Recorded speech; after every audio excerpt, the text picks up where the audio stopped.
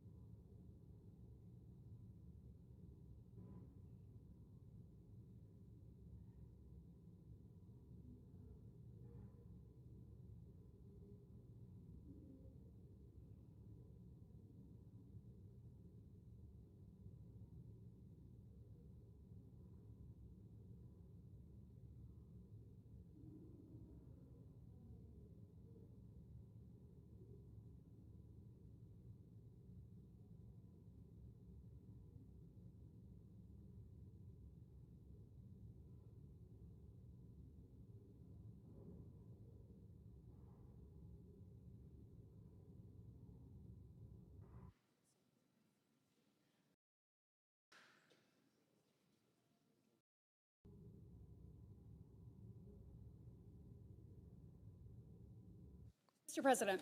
The senator from Alabama. Mr. President, passing a clean CR this week is important for two reasons. First, passing this CR, of course, will avert a harmful and unnecessary government shutdown. No reasonable member on either side, Democrat or Republican, wants a government shutdown. Now, those aren't my words. Those are actually Senator Schumer's words from just over a year ago. Mr. President, I rise today because once again, this Congress, my colleagues on the other side of the aisle, have decided to put politics ahead of the American people. You see, just a few weeks ago, we finally unpacked the logjam that they had created on President Trump's nominees. Now, they decided, instead of working for the American people and allowing this body to do its job, that they were going to engage in unprecedented obstruction, allowing for every single person that came to this floor insisting that they had a cloture vote, 134 out of 135 nominees, something that had historically never been done. At the rate we were going, up until Republicans finally took action to remove Democrat obstruction, President Trump, at the end of his term, would have had about 800 nominees confirmed out of the 1,200 that he actually gets to select during his administration. Now, I didn't say at the end of this year, I didn't say at the end of this Congress, that would have been just over 400. At the end of his term, he would have only had just over 2/3 of the people that he needed to make his administration work. That is what they wanted to do. That is what they were insistent upon. Look, the American people spoke on November 5th. They heard from both sides. It was probably one of the more fruitful debates, knowing what Vice President Harris would bring to the table, seeing that she said, "I would do nothing different than Joe Biden has done."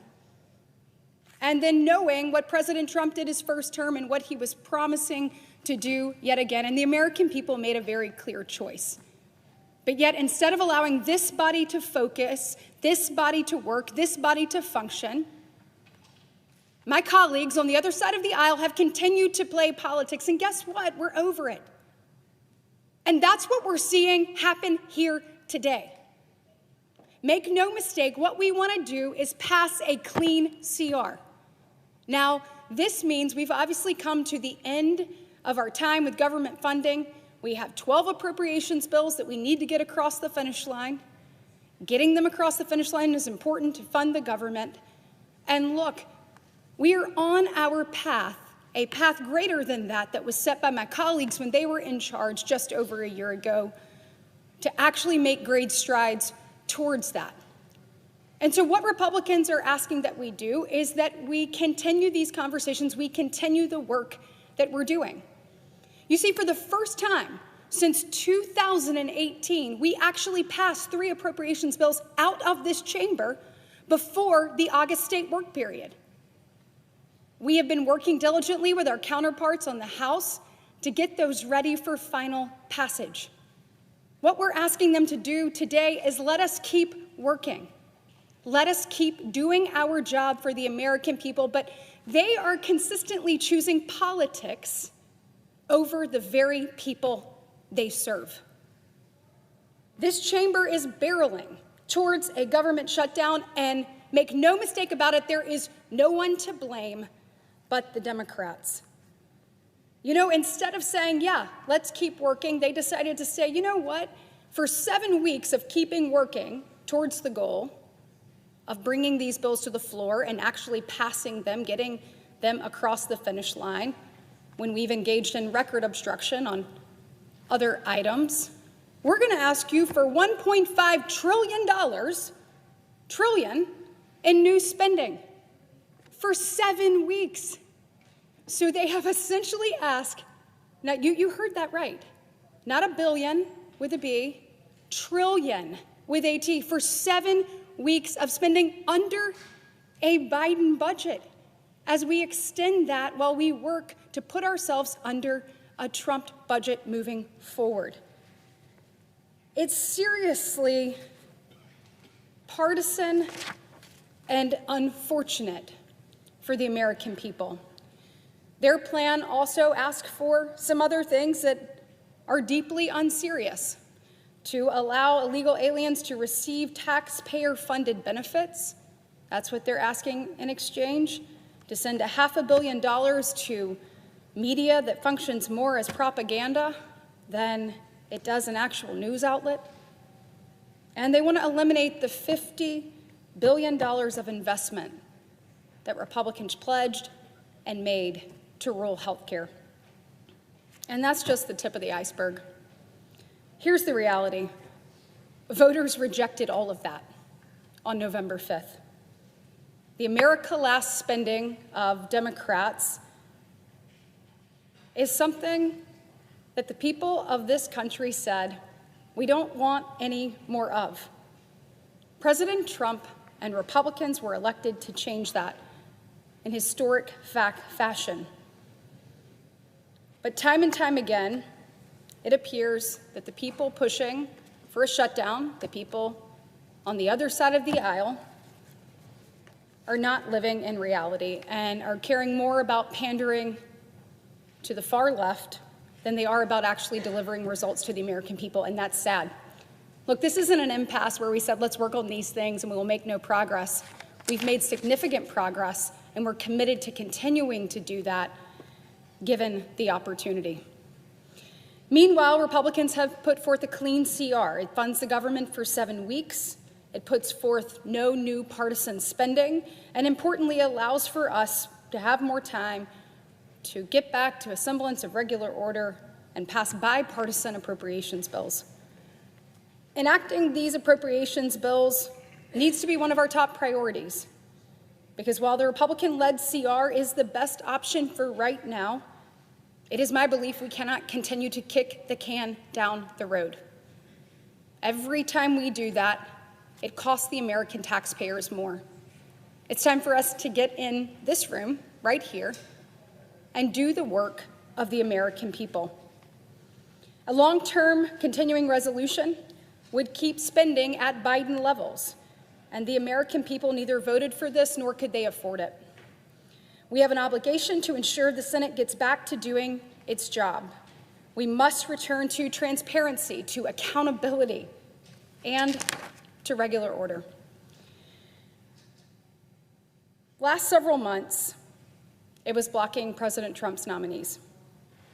Now it's holding the government hostage with a wish list of demands. Republicans are here to work for the American people. And look, we're going to continue to do so.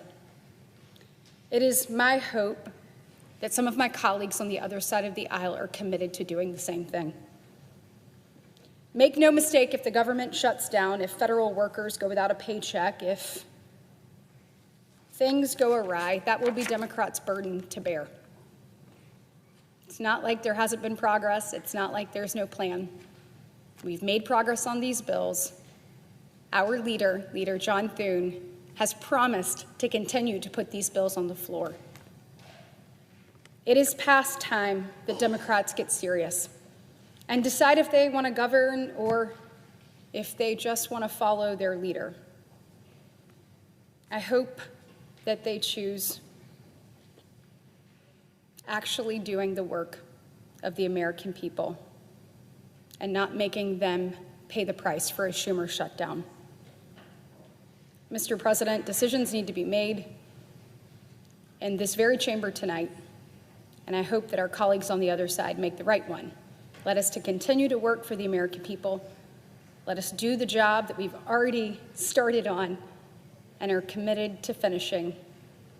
And let us get this Senate back functioning for the very people that we serve. Thank you.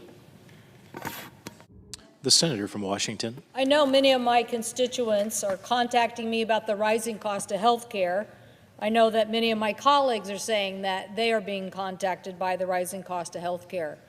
Believe it or not, some of it is impacted by tariffs, some of it the anxiety of what happened when Medicaid was threatened in the big beautiful bill, but most specifically now, they're hearing from their state insurance commissioners that rates are going to go up, and as early as October 15th in the state of Idaho and in many states across the country as early as November 1st are starting to now have to make a choice. Are they going to pay for this huge increase in insurance premiums because this institution, this body, did not deal with the Affordable Care Act extensions of subsidies that provided affordable health insurance to millions of Americans. This is something that is already going to affect the burden that rural hospitals have. It's going to burden Americans as they try to keep working, and it's going to burden an ever-increasing healthcare system that is facing these costs. I hope that we can do something, make a commitment to focus on affordability. Why? The American people are seeing huge cost increase in groceries, in gasoline, in everyday products. Our manufacturers are seeing increases in cost. And so this is an issue that needs to be tackled today, not in a few weeks when you're locked into the higher rates. It's not something that can be done by the end of the year because you're going to be locked in to higher rates. This is something that Congress and the administration need to hash out now. Now, I'm an advocate of, I wish we would have hashed it out last summer. I basically started realizing in July that this was going to affect my state when our insurance commissioner came up with what they predicted would be a 20+% increase in rates. And we started speaking with small businesses across the state who said it was going to affect their ability to keep their employees because of the cost of health care. So what are we doing now? Well, instead of addressing this issue, the Affordable Care Act, health care market rate, extension of making sure that premiums don't rise significantly on many Americans, people are denying that the problem exists or that the deadline is actually here, past due really, to affect what we think is an emergency. Last week, my office released a report showing that dramatic increases in premiums for many states in the United States have already gotten approval, and just one chart that I will show you shows those increased rates, not just for the state of Washington, which we saw a 21% increase, but for many other states, Arizona, which they are proposing a 48% increase, Georgia, 39% increase, North Carolina, 29.36, and Texas, 39.28. Why are they going up so much?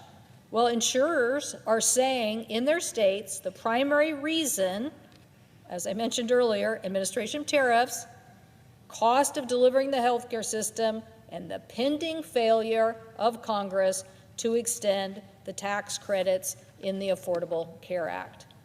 As a result, as I said, many people will be paying these higher rates, but 5 million Americans across the country, including 80,000 Washingtonians, the estimates are, will just no longer be able to afford insurance.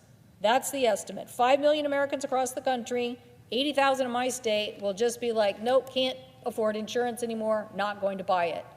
Why is that so important? Well, because the Affordable Care Act drove down the rate of uninsured in America from about 15% to about 7%. That decrease in uncompensated care helped us reduce our overall health care costs too, for people who are getting insurance in many different ways. When you have uncompensated care, the costs don't just evaporate and go into the sky. They're paid by the rest of us in the system.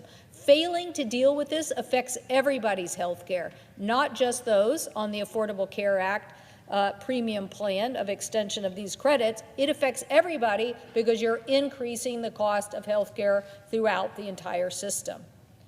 I don't want to roll the dice on this and find out what happens to many of my constituents. I don't want to find out what happens when people who don't have health insurance get sick anyway and go to the emergency room or have a devastating diagnosis just because we wouldn't act. When you think about this, the ranks of people who are in this uninsured market, don't stop getting sick. They do still have costs, and that uncompensated care is what drove up the cost of our healthcare system overall. So now, as we face inflation, it's the last thing we should be doing is to drive up the cost of anything just because we have failed to act. The last thing we need to do is discover that on November 1st, that those premiums, which will go into place as people purchase those plans, is something that we can't reverse for the future because the market is a marketplace. It's a marketplace of insurance. If we want to affect this, we should affect it now. In August, I asked the chairman and ranking member of the Finance Committee to hold a hearing on how to lower these costs for Americans and find ways to keep people insured and healthy. Unfortunately, the Senate Finance Committee did not even meet in September and did not schedule any hearings to actually even discuss this particular problem. I would have hoped that there would have been an illumination with our report as everybody realized these rates are going to get locked in. People are going to make purchases decisions in November and December.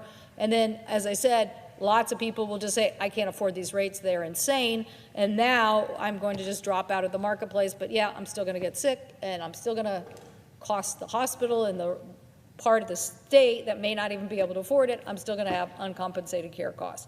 All of this could have been discussed. And that is why, when we put out the report, we expressed the urgency by sending the same letter, not a big political letter, but a letter to the ranking member and chairman of the Finance Committee, but also to the leadership of the Senate, the House, and the President, saying, you need to wake up to this problem. This problem is real. It will affect our economy. It will affect millions of people, and it'll affect the rest of us by driving up the cost of health insurance. So I heard Speaker Johnson on the television this morning saying that extending the ACA credits is a December issue. Well, it's not really a December issue if people start in October and November making decisions and locking themselves in to higher rates or deciding that they're not going to even buy insurance because it's too expensive. He said reforms are needed to the program. Great, we could have had that discussion in August or September, and we certainly could have it today, but I see no convening. The House isn't even here. I see no convening of people saying, let's get serious about these extensions and the high cost of health insurance. Families are relying on the exchange, and these decisions need to be made during this open enrollment period. I know people are thinking, oh, this is such a geeky issue. Trust me, trust me. I know that many Americans are frustrated over enrollment periods for health insurance, period, okay? They're always challenged by the fact that an employer or this healthcare system, yes, we need to keep working to improve the healthcare system. But right now, we don't want to lose millions of people from the healthcare system just because we don't want to talk about it and somebody wants to talk about it later. To enroll by December 15th, you need to know what the premium costs are. To get coverage starting on January 1st, you need to enroll by December 15th. So that means you have to know what this situation is all about now. When these insurance commissioners across the country, go back to those rates, started publishing those rates, that's when everybody should have woken up and said, what the heck are we talking about? 30, 40, almost 40%, oh, in Arizona, 40%. What are we talking about? Insurance commissioners are proposing, oh, by the way, maybe in a few red states, they knew it was so bad, they didn't even want to put the information out there. Our report published a lot of this, and people weren't even thinking about it. They weren't even thinking about or letting people put out the information about how high the rates were going to be. So why would you do that? Why not address the underlying issue and say, what are we doing about the high cost of health care? So my colleagues on the other side are so confident. Let's hear what their proposal is. Let's hear what they are going to do, because I'm pretty sure the tariffs, the Medicaid cuts, and this proposal not to deal with the Affordable Care Act extension are driving up these rates to extraordinary rates that are going to hurt all Americans by making health care more expensive. So I will just say, we didn't even have a hearing in the committee of jurisdiction on the fact that we cut $1 trillion out of the healthcare system and stripped Medicaid coverage from 11 million Americans. We didn't even have a hearing on that. So our constituents, Mr. President, should be listened to. We need to address this issue. We want members to figure out how to make health care more affordable for millions of Americans. The 119th Congress thus far has squandered too much time focusing too little on this issue. We need to roll up our sleeves, focus on immediate, real solutions that impact millions of Americans. Together, we can figure out a way to extend these expiring credits and come up with solutions to lower those costs. And I urge my colleagues to do so as soon as possible. The American people are depending on us to help them not face these enormous inflationary costs. I thank the President, and I yield the floor.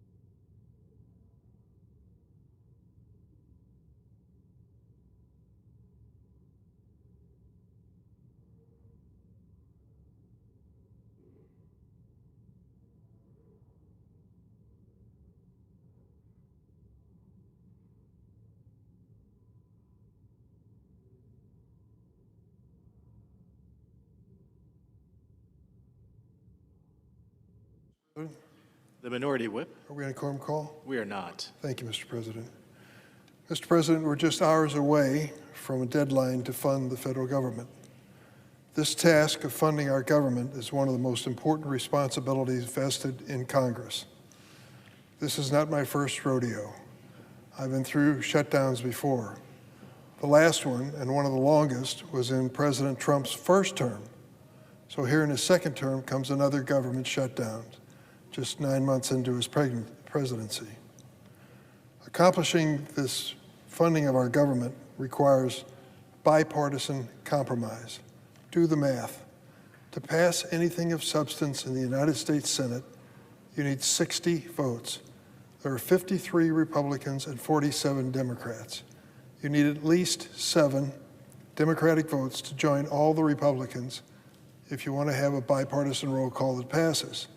So that would suggest to any president and any member of the majority party that it's a good idea to sit down with the senators from the other side of the aisle before you reach the shutdown phase of this conversation.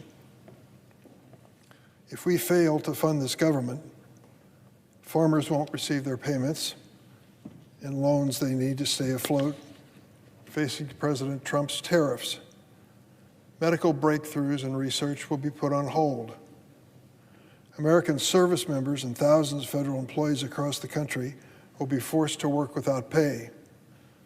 But unfortunately, we've seen little interest on the other side to sit down and talk about it and to reach a compromise.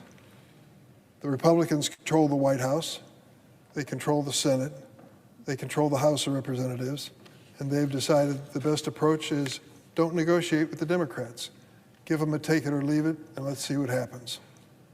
Despite knowing since March that government funding was going to run out tonight, President Donald Trump waited until yesterday to meet with Senate Minority Leader Chuck Schumer and House Minority Leader Hakeem Jeffries. What was he waiting for? He understands the president bears major responsibility if a shutdown takes place. Think about it. He waited until a day before the government funding deadline to finally sit down and talk to both political parties. The Republican Majority Leader Thune said he's committed to passing appropriation bills through regular order. I agree. I'm on the Appropriations Committee. I think we're doing a pretty good job and we can do better. We also want to pass government spending bills, but we refuse to rubber stamp President Trump's harmful cuts and reckless actions. Yet, instead of being here to do the work of funding our government, Republicans in the House are gone. They left Washington last week and don't plan to return till next week. That doesn't help at all. The House must stop playing political games and come to work so we can actually avoid this shutdown. Republicans must take responsibility for the government they control. Government they control. White House Republicans are on vacation. Their refusal to prevent a shutdown will ruin millions of American travel plans. During a shutdown, air traffic controllers and TSA employees work without pay. That's not reassuring. This means delays and longer wait times for travelers at airports across the country. Just like the last time that President Donald Trump shut down the government in 2018 for 35 long days, it took pressure from the air traffic controllers to finally end that Trump shutdown. And our aviation system will continue to bear the effects because the shutdown would pause hiring and training programs for air traffic controllers at a time when we should be improving safety. Does it make you feel more confident to take a flight and realize that that air traffic controller, if they're at work, is working without pay? Or that the testing and training of the air traffic controllers has been delayed because of a shutdown? So the next time you're sitting in an airport and you see your flight delayed, you can thank those who didn't want to sit down and talk before the shutdown faces. Unfortunately, the Trump administration is preparing to weaponize the shutdown and continue their attacks on the federal workforce. Without any rhyme or reason, they have been chopping off thousands and thousands of federal employees. Sometimes the employees are doing essential work and they beg them to come back to work. Some do, some don't. Last week, the director of the OMB, Russell Vought, sent out a memo stating that any government employee who seeks funding for their role labs because of a shutdown would be fired if their work does not align with the president's objectives. They're promising a big shutdown of the federal workforce. These firings jeopardize progress at federal agencies already indiscriminately gutted by the Trump administration. The Trump administration has begged fired employees to return to work at agencies like the National Weather Service and Department of Energy. Even Republican senators, some, agree government employees are not pawns to be played during the debate on government funding. These employees and their families deserve a better boss. But the Trump administration apparently doesn't care. They're content to cause continual chaos across the government to score cheap points.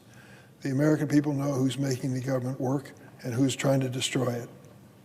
For months, Democrats have been ready and willing to work with Republicans to avoid the awful effects of a shutdown. Why should the average American care about a shutdown? What import does it have to you and your life and your family? It's basic. It's health care. That's what this is about on the Democratic side. We think this is a battle worth fighting. We face the prospect of some 24 million Americans either losing their health insurance in the next several weeks or seeing dramatic increases in their premium payment. Some will have to get a different insurance policy with higher deductibles. Some won't be able to afford health insurance at all. And take a look at what the cutback in Medicaid is going to do to hospitals across our country. Illinois is a great state, very diverse. Beautiful big city of Chicago and a lot of smaller rural area towns as well. These rural areas count on hospitals like no other place in our state. They are literally the lifeline. And if these hospitals start to close, it not only presents a hardship when it comes to medical care, it hurts the economy of the region. Imagine trying to keep or attract a company to bring their business to your town when you just lost your hospital. This cutback in the big, beautiful budget bill of the Trump administration of paying into Medicaid is exactly the wrong thing to do for my home state of Illinois and for most other states. We want to make sure that that doesn't happen. We want to stop this cutback in health care quality and availability across this country. That's what we're holding out for. It isn't some big, beautiful border wall. It's what American families have to pay for health insurance each month. You ought to see the numbers if we don't do anything. The so-called ACA tax credits means that there's a helping hand for families in income situations where they're eligible to pay for health insurance. The Republicans eliminated this helping hand, and now the premiums are going to go up. We've already received notice in Illinois of several insurance companies that have gone out of business. It's a problem, a real serious problem in terms of the cost of premiums for families. So that's what this is about. Bringing down the government is not a good policy by and large, but neither is cutting the health care for 25 million Americans. So that's what we're bringing this issue together on. Can we have a sit down with Democrats and Republicans and reach an agreement? Yes, we can. We can start tonight. There's no reason why we shouldn't.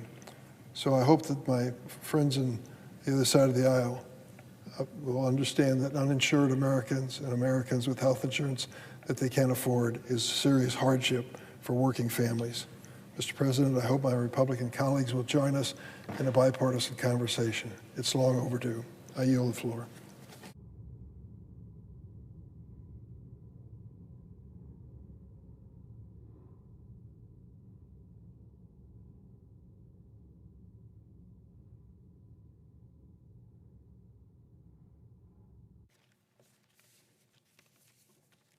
Mr. President. Senator from Virginia.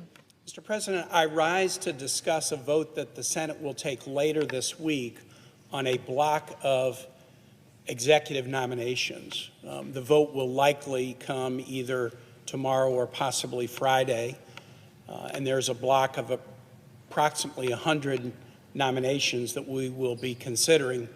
And I rise to talk about the nomination of one individual, Bill White, to be the United States ambassador to Belgium. I regret that we are taking up nominations in block. I think there are good reasons to reform the nominations process. I think we probably have to have Senate confirmation for too many people. But I didn't believe a few weeks ago in the Senate action that allowed people to be lumped together, because my view was that causes individuals who are in the block not to get the appropriate scrutiny that they should get. I viewed the action bluntly as a little less about advancing nominations as raising the risk of hiding nominations in large groups where individuals would not get appropriate scrutiny. And I believe that very strongly to be the case of Mr. White. Mr. White is President Trump's nominee to be ambassador to an important U.S. ally, Belgium, the headquarters of NATO. And Mr. White has done some good things in his life, and I don't dispute that. And I know he's been a strong supporter of President Trump, as are virtually all of the Trump appointees, many of whom I have voted for. I haven't done this calculation, but I probably have a track record of, on the Democratic side, of voting for as high a percentage of President Trump's nominees, both in term one and term two, as just about anyone, because I do believe, as a former governor, that your election does carry with it a mandate to be able to assemble a team of like-minded people. And even if I might disagree with you, President Trump was elected and should have the ability to assemble a team of like-minded people.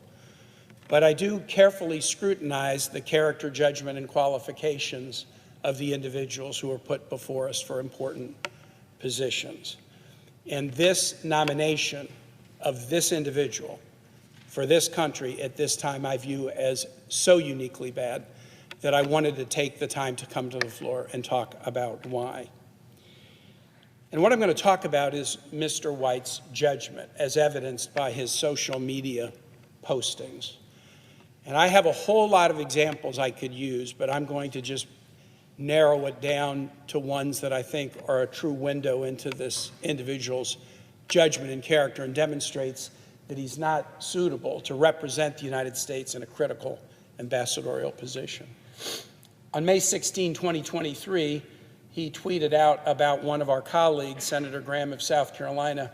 Graham is a snake. He's tweeted out many bad things about Democratic colleagues that I'm not going to post before you, but someone who says about Lindsey Graham that he is a snake is not demonstrating the judgment that you need to be an ambassador representing the United States in Belgium. Mr. White fell down the rabbit hole of election conspiracy in 2020 and has repeatedly tweeted and posted his belief that the 2020 election was not accurately called and that Donald Trump actually won rather than President Biden. Now, I think any intelligent person recognizes that as a conspiracy theory that most fourth graders wouldn't be gullible enough to fall for. But Mr. White has tweeted it over and over and over again, and he's gone beyond just asserting that Donald Trump won the election in 2020. He's actually gone much, much farther than that.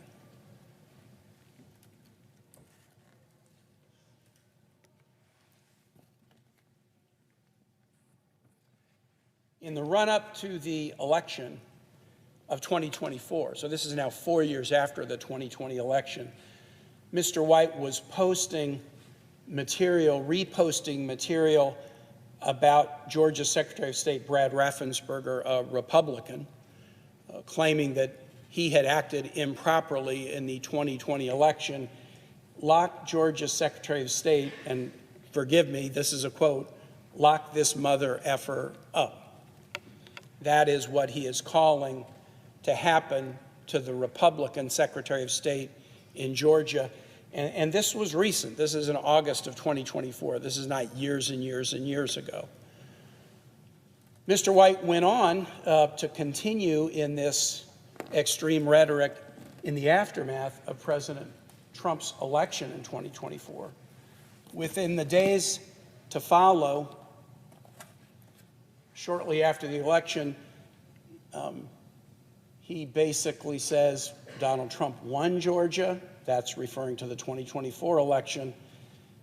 And then it's high time now to legitimately prosecute the Georgia Secretary of State and Governor Kemp, the Republican governor of Georgia, Mr. White, is calling for them both to be prosecuted, and this was just at the time that Donald Trump won the 2024 election. Okay, Donald Trump has been elected president in 2024. Why are you still so focused on a campaign of retribution against Georgia Republicans that you are urging to be locked up and prosecuted? To be an ambassador, you need to have some judgment. You need to have some diplomacy. You'll deal with tough issues. Belgium is not a big country, but Belgium is a very important country. It's been a U.S. ally for a very long time, and it's the headquarters of NATO, which has huge importance in the world right now. And putting somebody into a position like this who puts out negative tweets about Lindsey Graham and who is encouraging Republican officials in Georgia to be prosecuted and locked up, I think those would be disqualifying in and of themselves. But as I was looking at this individual social media account, I came upon something else that a lot of people didn't notice because it seemed odd, but I did a little bit of research into it, and I want to focus on it. Mr. White, in May of 2024, months before President Trump's election, retweeted a post from an individual named Dries Van Langenhove with a video from this individual. And the video is a lengthy video where this individual, Dries Van Langenhove, says, "This Friday they may send me to prison for years, so this video is my last chance. They are trying to destroy me, but with your help we will destroy them. Free Dries." Among the other tweets calling a colleague a snake and calling for people to be locked up, this one seemed odd. Who's Dries Van Langenhove? Who's Dries Van Langenhove?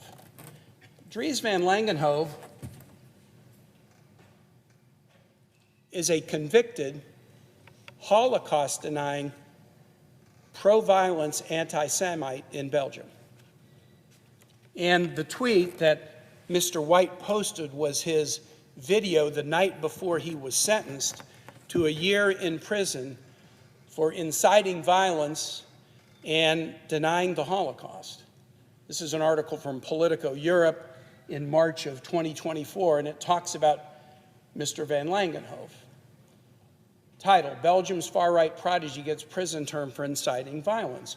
Dries Van Langenhove, a political activist and leader of a Flemish nationalist youth movement called Showdown, was convicted of inciting violence and denying the Holocaust, the Ghent criminal court ruled. He reveled in Nazi ideas that caused much suffering. He wants to undermine society, a judge said when announcing the ruling. Why would Mr. White, in March of 2024, even know who Dries Van Langenhove was?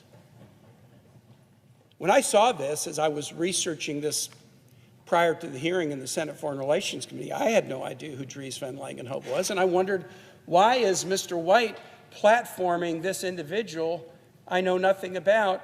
And then as I read it, I find that he is a notorious violence-promoting, Holocaust-denying, anti-Semite criminal convict in Belgium. This is a big deal. The ADL says that of any nation in Europe, Belgium has seen the most spike in anti-Semitic behavior since October 7. Some of you might remember the attack, the Charlie Hebdo attack in Paris a couple years ago, pre-October 7. There was a similar attack on the same day in Belgium, an anti-Semitic attack. Belgians have been charged with crimes of vandalism and religious-based violence in attacks on the Holocaust Museum in both Belgium, Brussels, and Paris. And the Belgian government is really working hard to try to deal with this cancer of anti-Semitism in this nation. As far as I know, Mr. Langenhove is the only individual who has been successfully prosecuted in Belgium for Holocaust denying and inciting violence and reveling in pro-Nazi ideas. And the material that Bill White posted was Mr. Van Langenhove seeking support and donations to help him avoid accountability for his words and actions. Mr. White's work in the past might qualify him to serve in some capacities. I'm not saying there isn't a position, one that doesn't require diplomacy, where his skills might be necessary. But this particular appointment is an insult to Belgium, a nation that is trying to deal with a deep, deep challenge in anti-Semitism. For the United States to send as an ambassador to that nation someone who has platformed the far-right prodigy who's received a prison term for inciting anti-Semitic violence is a slap in the face of this important ally. I started by saying I'm worried that the fact that this nomination is being slid into the middle of a big block of nominations means it won't get the attention that it deserved. Traditionally, on a nomination like this, we might get 1 or 2 hours on the floor to focus on this particular individual. My colleague, Senator Merkley, as we were discussing the change that allowed block nominations, proposed an alternative where you could remove a name from the block if you wanted to actually have some ability to focus on it, and that effort was unsuccessful. But I want to raise this today. This is already getting press in Belgium. The hearing itself, where it came to light that Mr. White was platforming Dries Van Langenhove, is getting press in Belgium. It's getting press elsewhere in Europe, and it's being examined as to, well, wait, how does the U.S. feel about this country and this relationship? How does the U.S. feel about qualifications for diplomats if someone who is so intemperate in his speech, but also is platforming Belgian Holocaust deniers, gets the plum position to be our ambassador to Belgium? And so my hope, and in life I've often learned that high hopes is great, and so is low expectations. And I will say, in standing here today, I stand here with high hopes and low expectations. My hope is that some of my Republican colleagues might look at this and say, this is a bridge too far. This is too important a country, and anti-Semitism is too important an issue to send with the imprimatur of U.S. ambassador into this ally of the United States, somebody who is platforming and promoting an anti-Semitic, Holocaust-denying, convicted criminal. And that is my hope, that when we have this vote later in the week, we might decide that the United States can do better by our ally. With that, Mr. President, I yield the floor.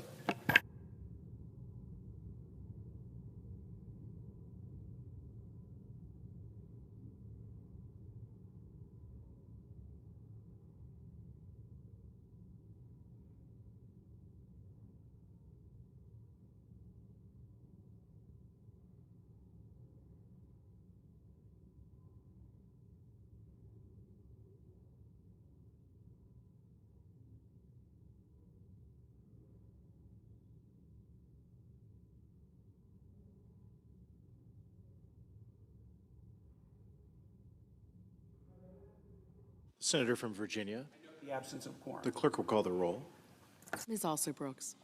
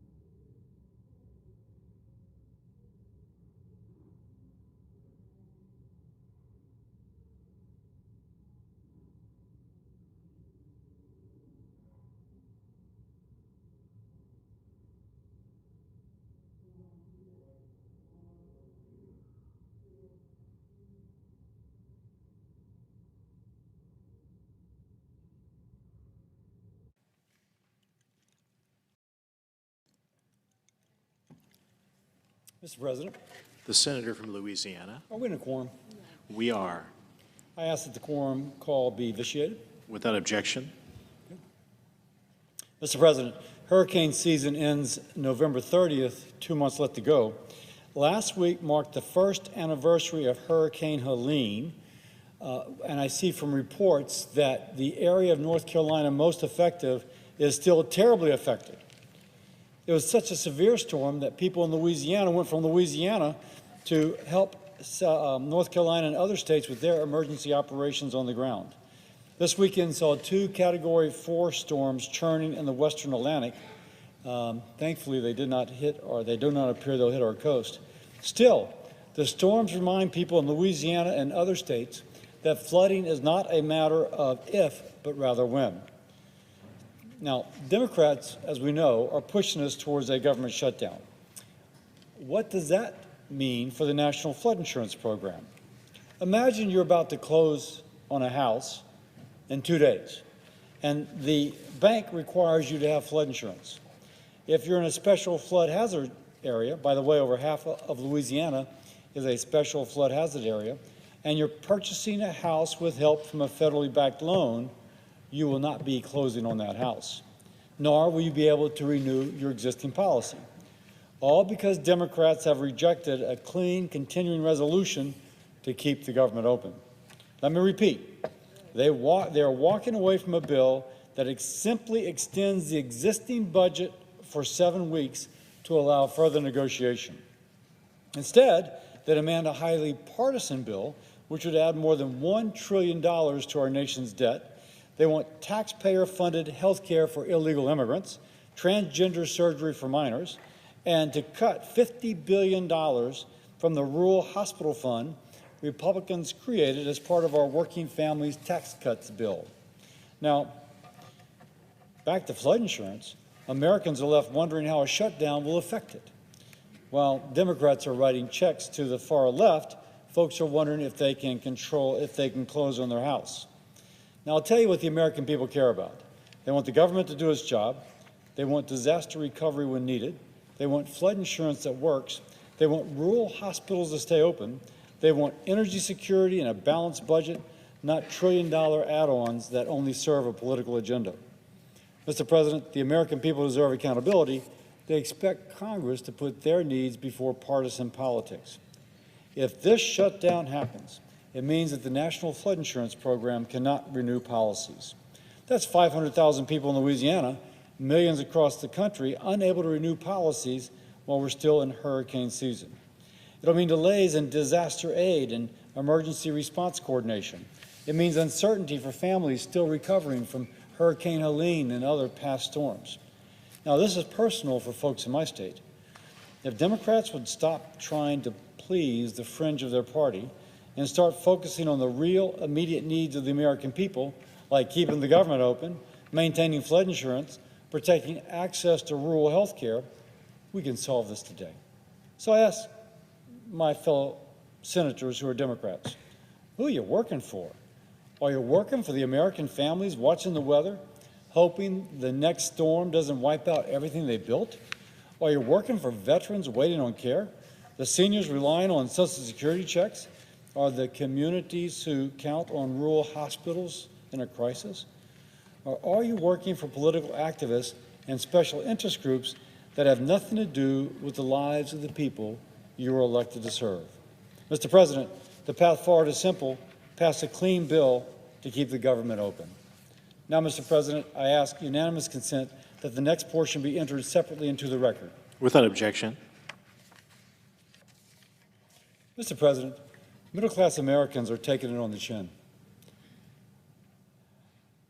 You ask anybody buying groceries, and you start talking about high grocery prices, their heads just start to nod. American farmers can't hire workers to pick their crop. Farm products are being tariffed.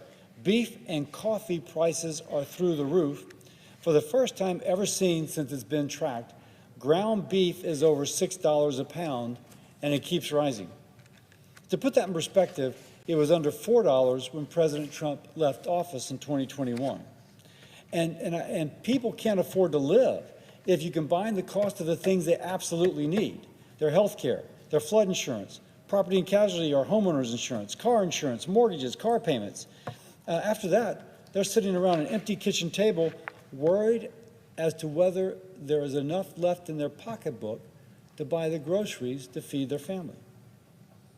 Now, with 67% of Americans saying they're living paycheck to paycheck, you can imagine how many empty kitchen tables there are. Last week, I got a message from a woman in my state who lives on the north shore of Lake Pontchartrain. She told me this is the problem she's facing. She can't afford to live and to pay for her groceries. By the way, she's a teacher. Good job. Been for 26 years. But she can't afford to live and pay for groceries. The middle class is taking it on the chin. And a lot of Americans are in the same situation as she is. No matter how hard they work, no matter how many jobs they work, sometimes 2 or 3, they can't keep up. Now, since 2000, housing demand has grown more than housing supply. Roughly 46% of Americans let their credit card payments roll over month to month because they cannot afford to pay in full. That's almost 50% of people in the United States are not paying their credit card bills, and that's with 21% to 26% interest rates on that. Almost a quarter of Americans don't think they will ever pay off their credit card debt. And the hole keeps getting deeper. Now, Republicans are trying to address this. In the Working Families Tax Cuts bill, we increase wages by eliminating taxes on tips and taxes on overtime. Most seniors will not pay taxes on their Social Security payments. We increase the child tax credit. We incentivize companies to start building in the United States now instead of waiting for 10 years. We attract private investment into low-income communities by giving investors a tax break in exchange for developing economically distressed communities. Our goal is to create jobs, better-paying jobs, as we spur this revitalization. We can increase affordable housing for families and workers by expanding and strengthening the low-income housing tax credit, which will help build more than 1.6 million affordable homes nationwide over the next decade.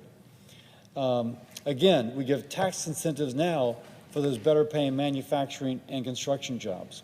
We're working to decrease the high cost of health care with, if you will, programs to incentivize the education of more nurses, to lower the cost of prescription drugs, and to lower the cost of health insurance.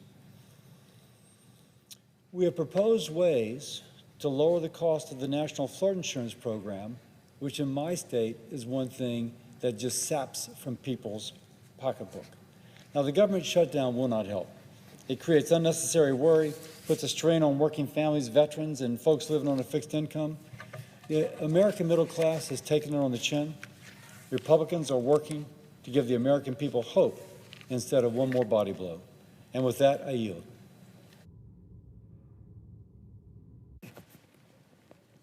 Mr. President. The senator from Louisiana.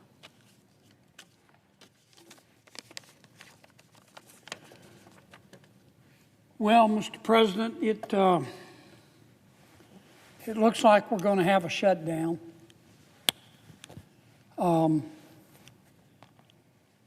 What does that tell us? I'll tell you what it tells me. It's simply that much more evidence that human evolution is a slow process. I thought humans had advanced more as a species, but apparently we haven't. What do I mean by a shutdown? Well, we can't keep government open without a budget. And tonight at midnight, our current budget expires unless we vote to maintain the status quo and continue the current budget as we negotiate a new one. Many of my Democratic friends say, well, what's the problem? The Republicans are in charge. The president's a Republican, and the Republicans have a majority in the Senate, and the Republicans have a majority in the House. What's the problem? They know what the problem is. We can't pass a budget. We can't keep government open just with Republican votes here in the Senate. We only have 53 Republicans. We need 7 Democrats to join with us. So for my Democratic colleagues to say, well, the Republicans are in charge and they don't need us, they know that's not accurate. And that's what's going on.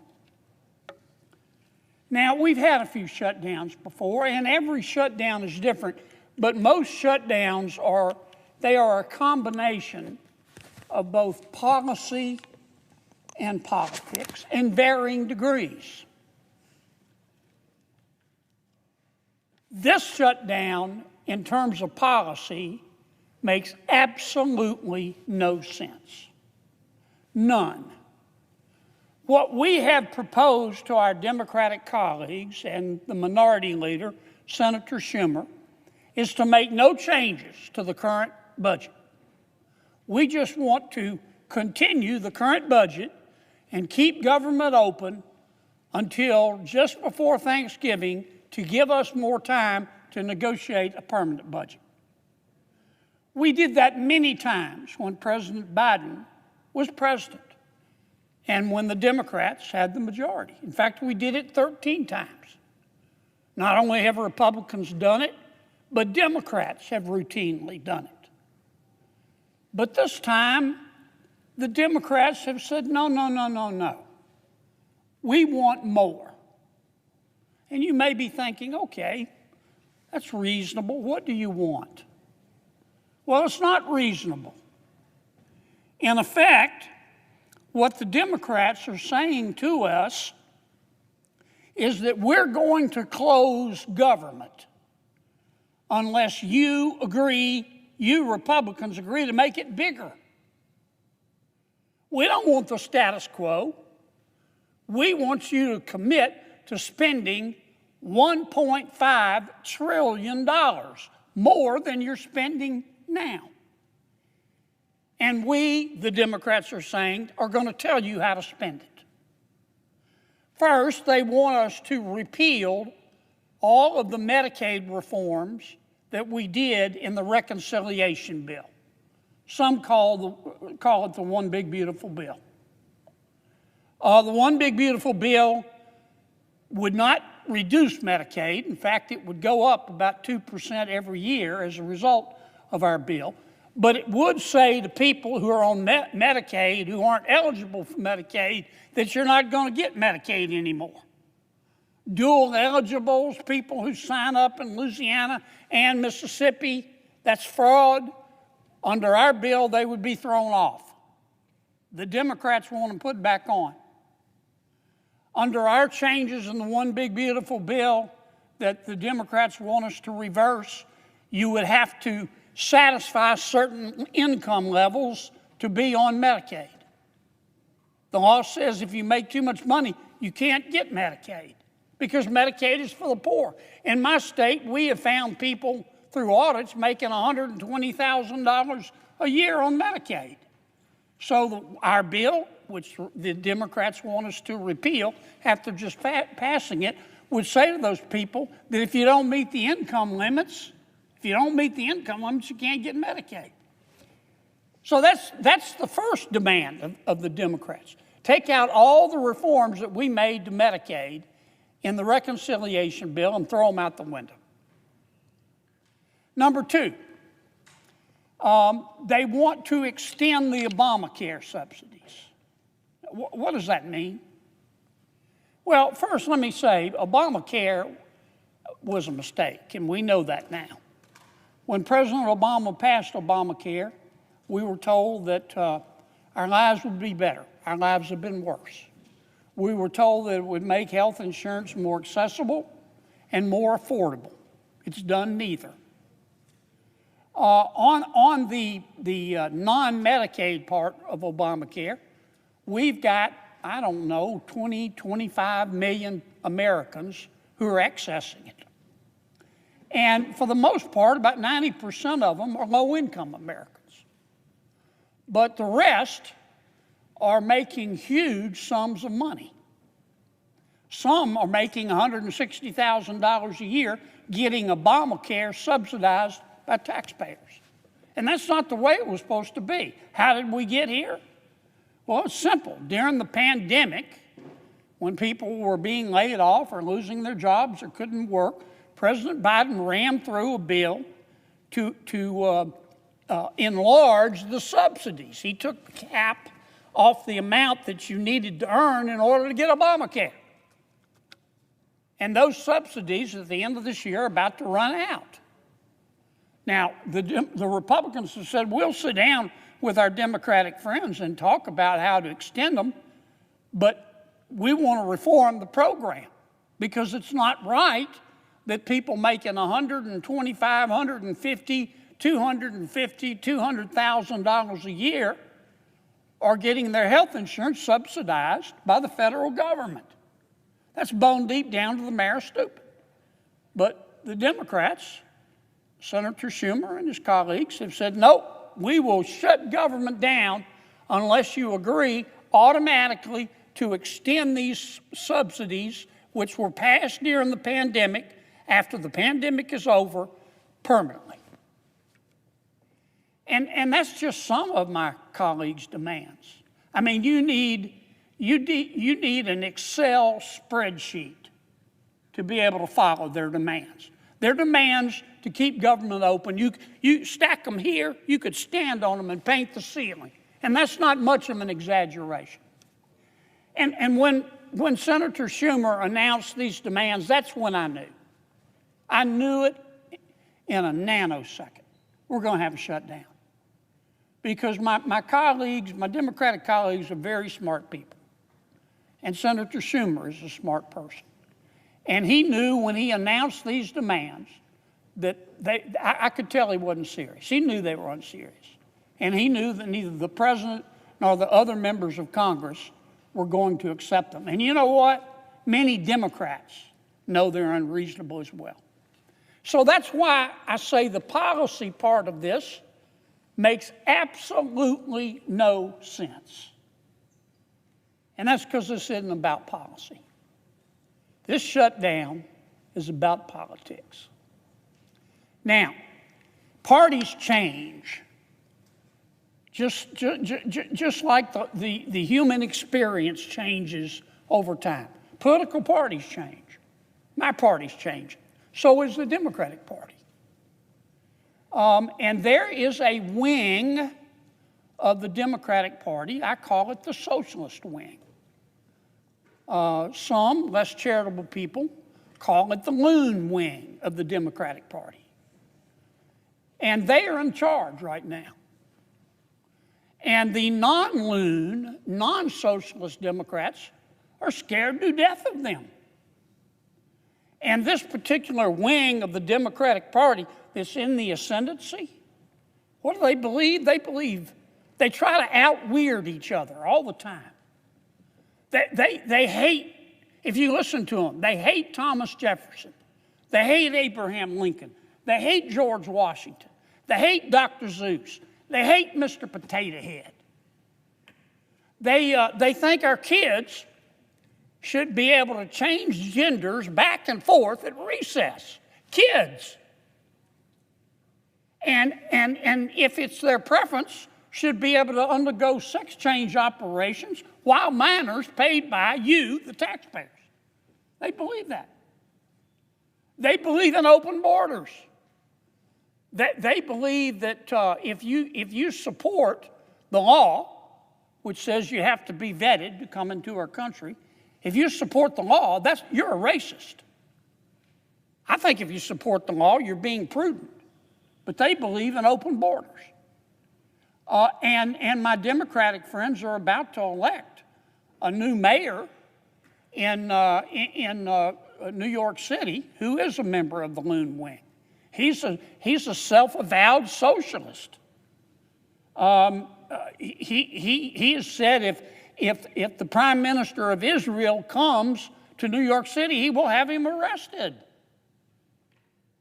But this is not the majority of Democrats that believe this. I don't think that for a second. And I know many of my Democratic colleagues here don't believe that. But the Loon Wing, the socialist wing, the angry Gary Busey wing of the Democratic Party is in ascendancy, and they've got a lot of power, enormous amount of power. And many of my Democratic colleagues in the Senate are scared of them. And the loon wing is mad at many of my Democratic colleagues in the Senate. They shouldn't be, but they are. And therefore, many of my Democratic colleagues in the Senate are scared of the loon wing. And they want the loon wing to love them. The loon wing will never love them. They're better off doing the right thing, and they know what the right thing to do is. But that's why I say this is a political decision, and that's why we're going to shut government down. Now, once you shut government down, unless you're prepared to leave it shut down permanently, and maybe my Democratic colleagues are, but I don't think so. I still, maybe I'm naive, but I still think too many of my Democratic colleagues in the Senate know better. Once you shut the government down, you got to get back open. How are they going to get it back open? We're not going to agree to their demands. $1.5 trillion. They know we're not going to agree to it. So how is my friend Senator Schumer going to get government back open? You know, there's a famous movie line. I don't remember the movie. I think Denzel Washington said the line. I love Denzel Washington. He's what cool looks like. The guy's awesome. He's a total baller, man. I love Denzel Washington. But anyway, I think he said in one movie, if you pray for rain, you better be prepared to deal with the mud. And truer words were never spoken. So if you want to shut down, I say to my Democratic friends, you better be prepared to deal with the mud. How you going to get it back open? How you going to get it back open? I wouldn't want to be in their shoes to have to make that decision. Let me just say a few words. Every time we do a shutdown, it scares the living daylights out of the American people, especially our elderly. It breaks my heart. All of us get phone calls from folks scared to death. They're not going to get their Social Security check, or they're not going to be able to see their doctor, and it just breaks my heart. So I want to give them a little bit of assurance. During the shutdown, the executive branch will be in charge, and the Trump administration is not going to do anything to hurt our elderly. I want to assure them of that. If you're receiving a Social Security check or Medicare or Medicaid or a veteran's disability, your checks are going to continue. We will make sure of that. Trump administration will make sure of that. Government may be shut down, but essential workers will still be there to make sure those checks are sent out. If you're hungry and you don't have the money to eat, we're not going to let you starve to death. The administration is going to continue payments. We call it, some people call it SNAP. I call it food stamps.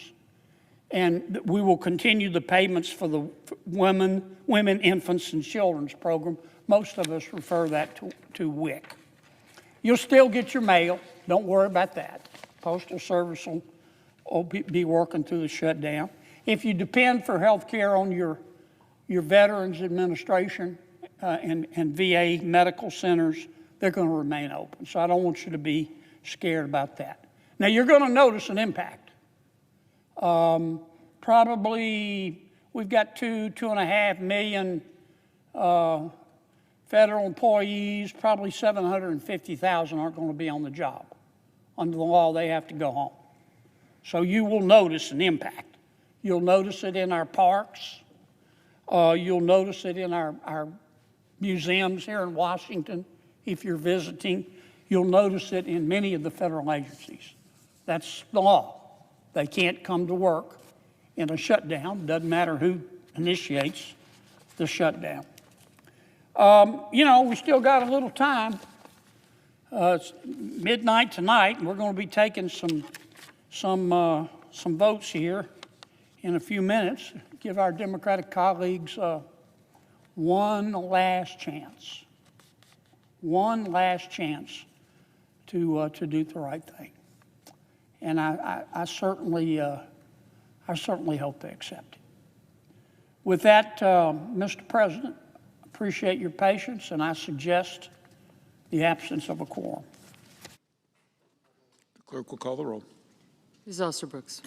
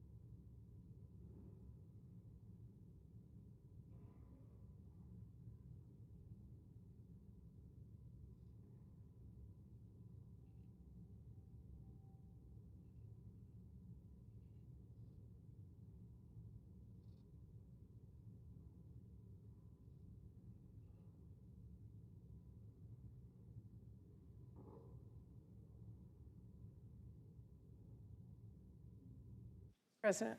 Senator from Washington. Thank you, Mr. President. I ask unanimous consent the quorum call be lifted. Without objection. Mr. President, Democrats do not want a shutdown. Democrats also do not want millions of American families to go bankrupt next year because their health care premiums more than double.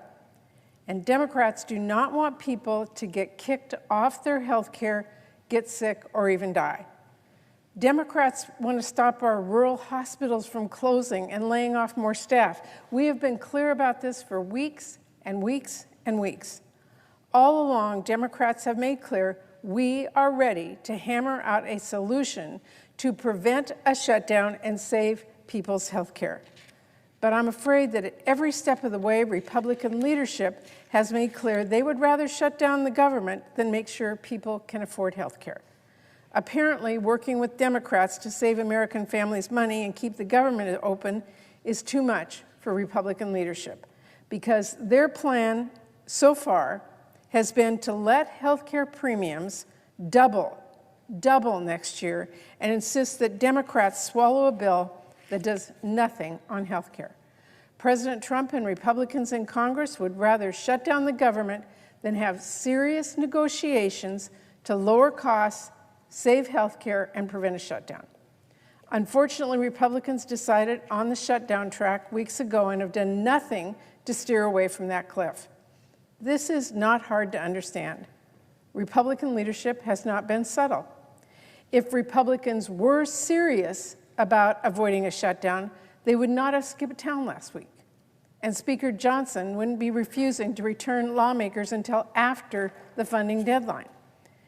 If Republicans were serious about avoiding a shutdown, they wouldn't be holding a vote on a bill that already failed, and that, I should say, actually got fewer votes than Democrats' bill, since 8 Republican senators didn't even bother to show up to take that vote. If Republican leadership was serious about avoiding a shutdown, they wouldn't be refusing to hold the vote until the last minute. If Republican leadership was serious about avoiding a shutdown, Trump wouldn't say, "Don't bother dealing with Democrats." He wouldn't shrug his shoulders and say, quote, "If it has to shut down, it'll shut down." If Republican leadership was serious about avoiding a shutdown, they would not have waited until the last possible moment to hold a meeting that could have happened weeks ago, and they would have listened and negotiated at that meeting instead of just saying my way or the highway. And ask yourself this: if Donald Trump and Republican leadership were serious about preventing a shutdown, would Trump be tweeting out completely unserious AI videos riddled with lies, debunked conspiracies, and mariachi music? Would they be toying with the lives of public servants and threatening to fire more of them when they know the vital role that they all play in providing services to the American people? Come on. The president is thrilled to be shutting things down and sowing division, not working to solve the problem. He's showing every day how unserious he is in this moment. Or let's look at this another way. What would the Trump administration and Republicans be doing if they wanted a shutdown? Well, if President Trump and Republicans wanted a shutdown, they might be planning how to cause as much damage as possible, planning how they would hurt women and children who need vital nutrition assistance. The administration might be planning to use a shutdown as a pretext to conduct more of the same mass firings we have seen for months and inflict more pain. Republicans might be openly talking about how Trump, quote, welcomes the shutdown and how they will use it to advance their extreme agenda, exactly like Russ Vought and his team at OMB are doing and have been doing. If President Trump wanted a shutdown, he might be scheduling meetings with Democratic leaders only to cancel them and finally reschedule them at the latest possible moment, exactly as he just did. If Republican leadership wanted a shutdown, they might mischaracterize what Democrats' position is, because they know that refusing to lower costs and protect people's health care, which is what they've been doing, is not popular. And of course, mischaracterizing Democratic positions is exactly what Republican leadership have been doing. Mr. President, I swear, the only way President Trump knows how to compose a sentence is noun, verb, illegal immigrant.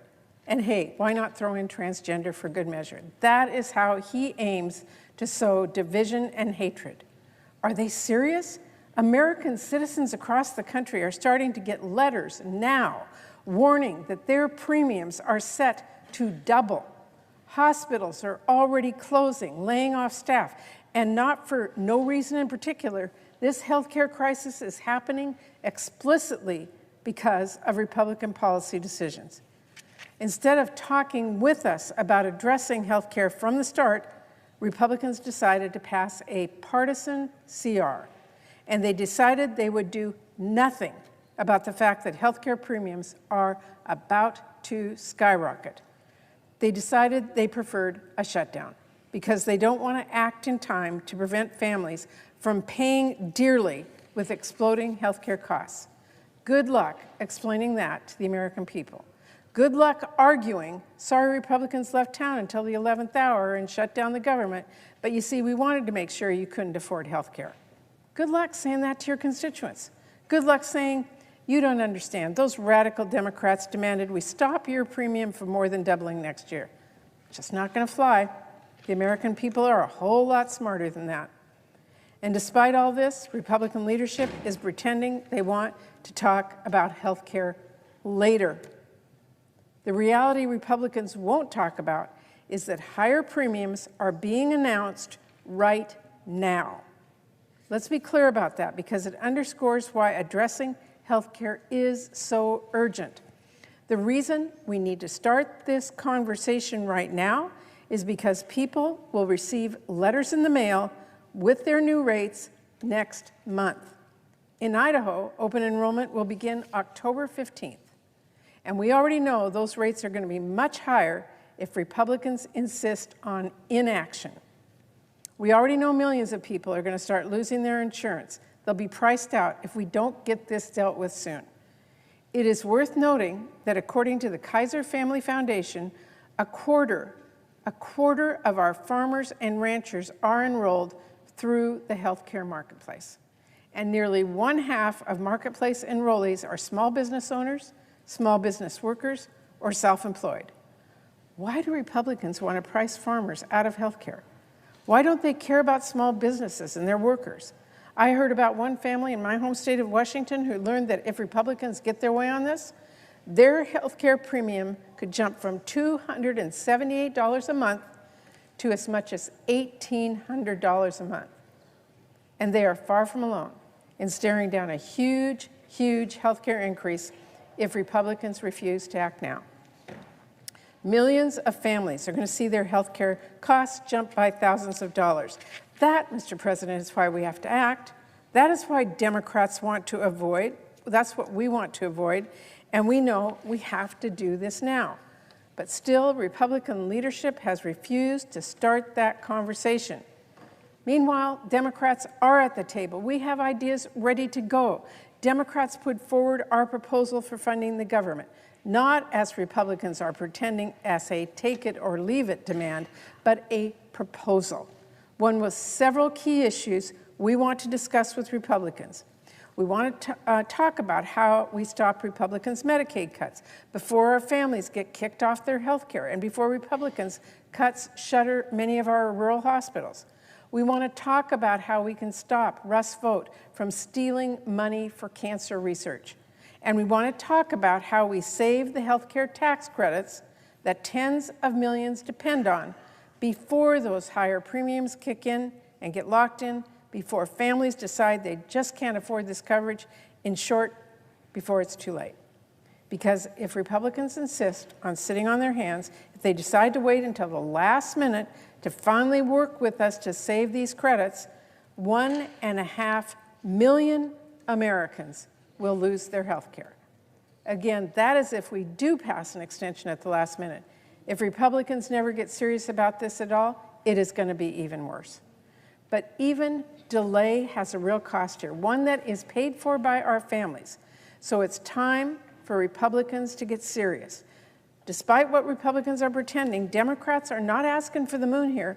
We are literally just insisting that Congress take action to address the looming healthcare crisis that they themselves caused. It is shocking that Republican leaders are digging in so deep against this now. If nothing changes, that is a pretty ominous sign. I hope, despite the completely partisan path Republicans are on right now, they will come to their senses and come to the table. Because I don't just want us to keep the government open with a deal brokered by both sides. I want to stop the enormous price increase that's about to hit our families. And I want us to ultimately get those full funding year bills that help people. I want those to get signed into law. So, Mr. President, here we are. And I have to say right now, what we see is Russ Vought trying to hold government workers hostage. Right now, we have House Republicans refusing to even come back here to DDC to do their jobs until next week. Right now, we have Senate Republicans replaying a failed vote. Look, if Republicans want to avoid a shutdown, like Democrats want to avoid a shutdown, then stop spending so much time saying you will sit down with us on health care later. Spend that time working with us right now. But if Republicans insist on writing a bill without any Democrats, they better pass it without Democrats too, because I'm a no. Democrats will continue to work to keep government open and to save your health care.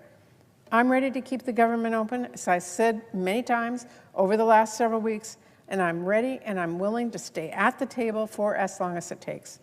The question here remains, will Republican leadership get serious and negotiate? Thank you, Mr. President. I yield the floor.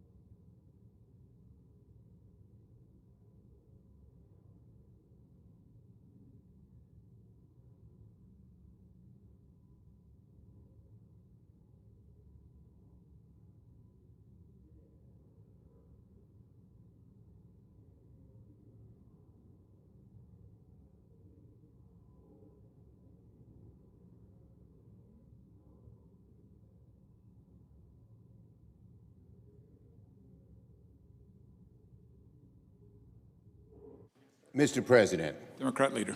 we in a quorum? No. I move to proceed to the motion to reconsider the vote on passage of S-2882. The question is on the motion. All those in favor, say aye. Aye. Opposed, no. The ayes appear to have it. The ayes do have it. The motion is agreed to. I move to reconsider the vote on passage of S-2882.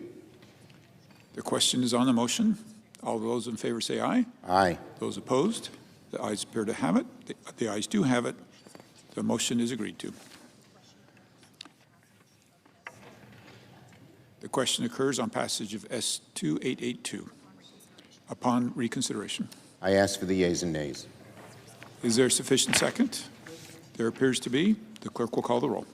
Ms. Alsobrooks, Ms. Baldwin, Mr. Banks, Mr. Barrasso, Mr. Bennett, Mrs. Blackburn, Mr. Blumenthal, Ms. Blunt Rochester, Mr. Booker, Mr. Bozeman, Mrs. Britt, Mr. Budd, Ms. Cantwell, Mrs. Capito, Mr. Cassidy, Ms. Collins, Mr. Coons, Mr. Cornyn, Ms. Cortez Masto, Mr. Cotton, Mr. Kramer, Mr. Crapo, Mr. Cruz, Mr. Curtis.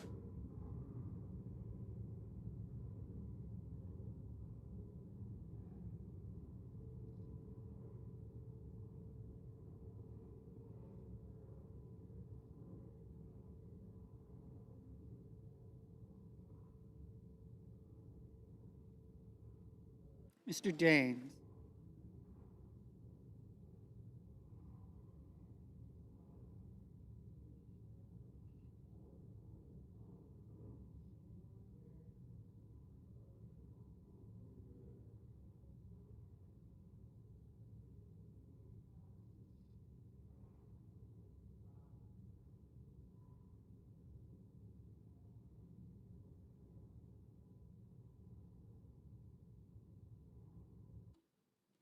Mr. Daines.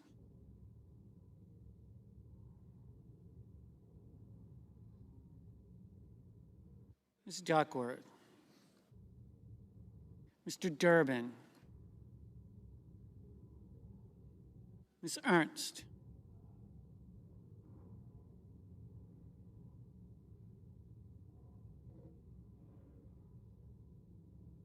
Mr. Fetterman. Mrs. Fisher. Mr. Gallego, Mrs. Gillibrand,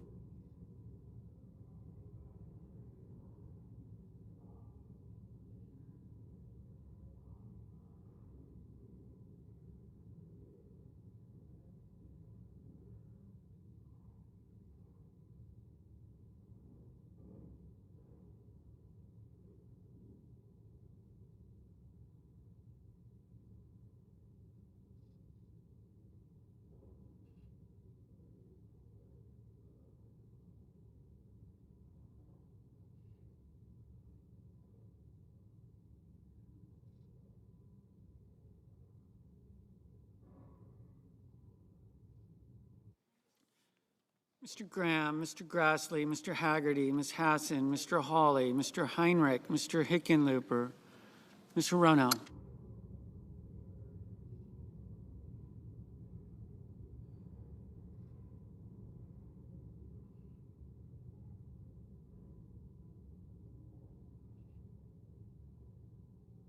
Mr. Hoven, Mr. Husted, Mrs. Hyde-Smith, Mr. Johnson, Mr. Justice, Mr. Kane, Mr. Kelly, Mr. Kennedy, Mr. Kim, Mr. King, Ms. Klobuchar, Mr. Lankford, Mr. Lee, Mr. Lujan, Ms. Lummis, Mr. Markey, Mr. Marshall, Mr. McConnell, Mr. McCormick, Mr. Merkley,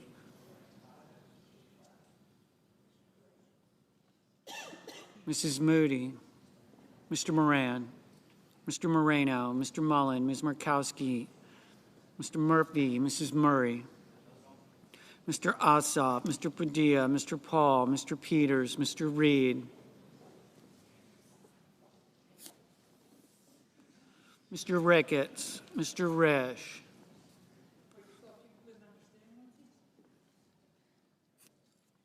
Ms. Rosen, Mr. Rounds, Mr. Sanders,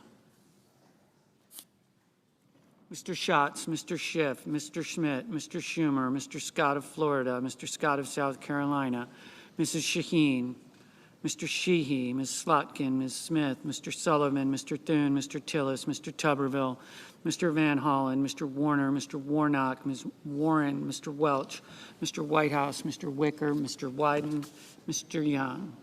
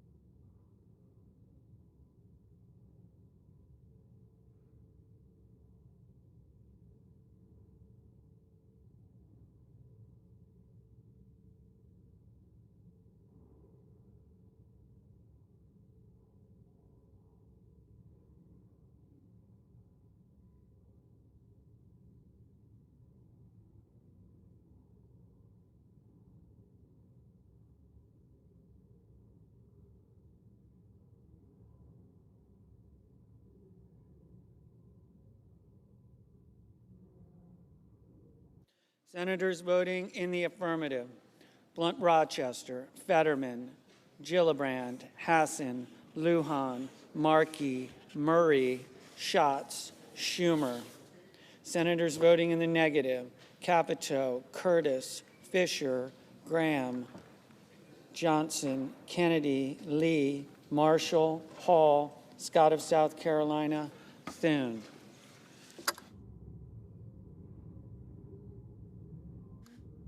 Mr. Kelly, aye.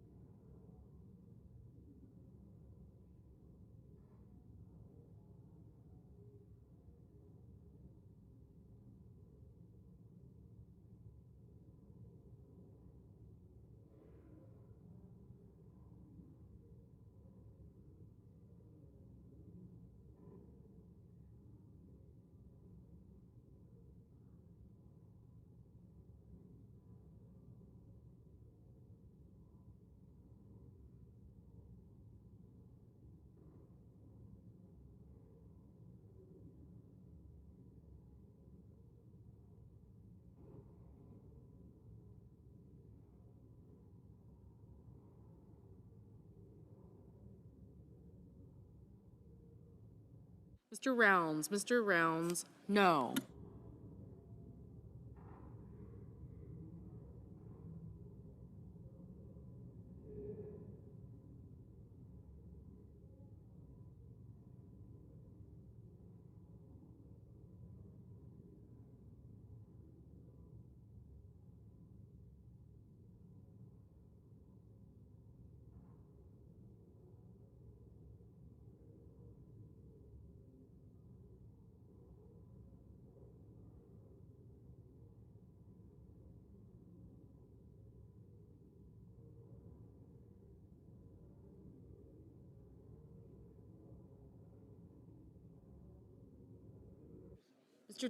Mr. Tillis, no. Mr. Marino, no.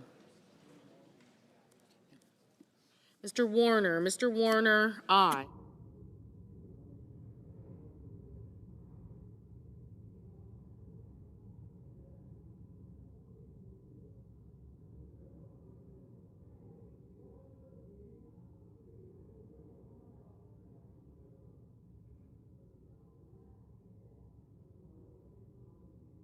Ms. Cortez Masto, aye. Ms. Lummis, no.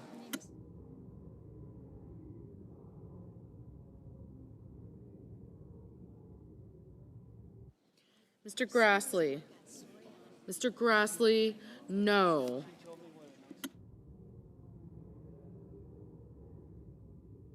Mr. Kane, aye.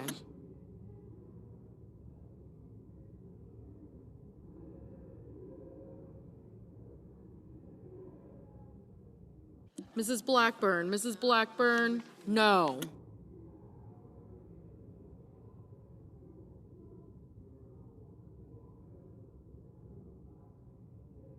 Mr. Cassidy, no.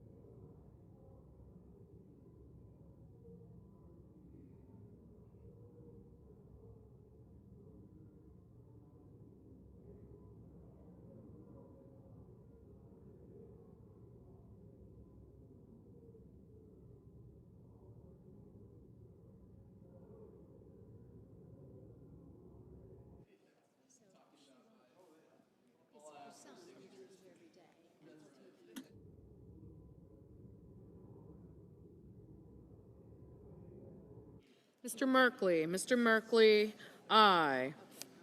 Mr. Cornyn, no.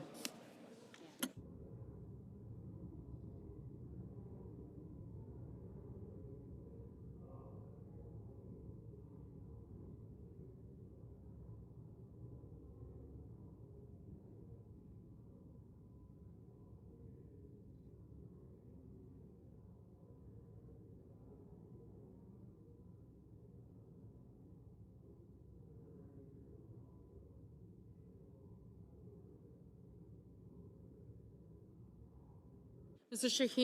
Shaheen, aye.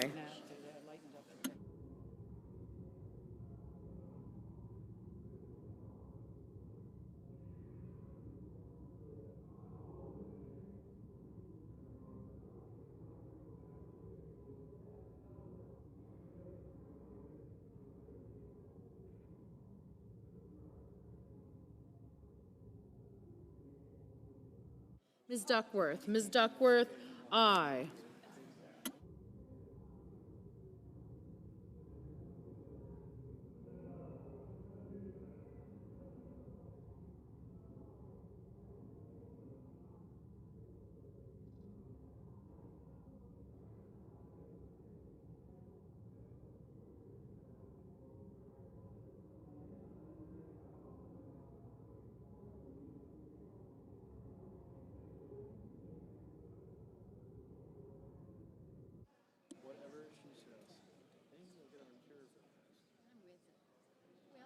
Mr. Ossoff. Mr. Ossoff, aye.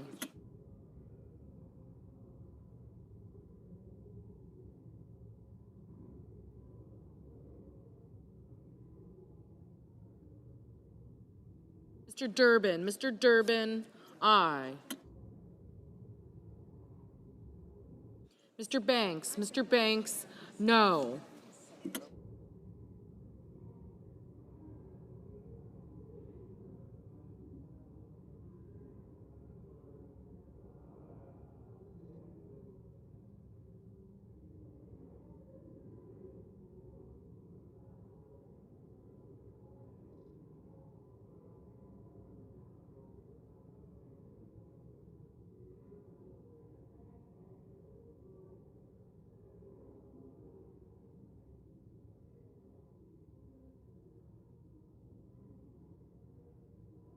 Mr. Kim, aye.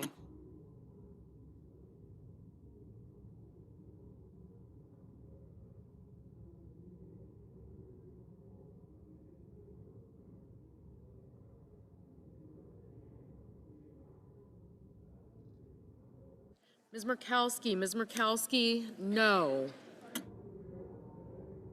Mr. Sanders, aye.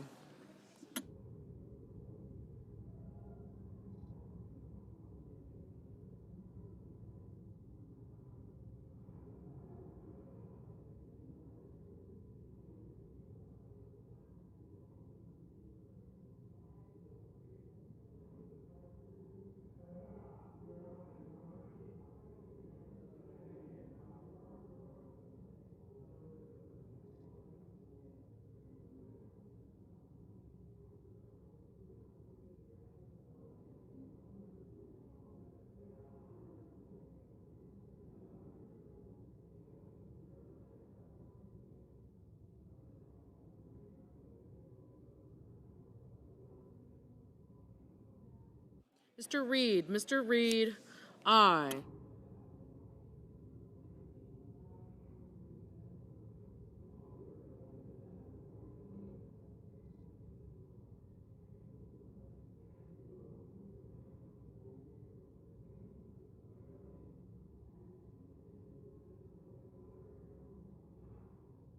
Mr. King, aye.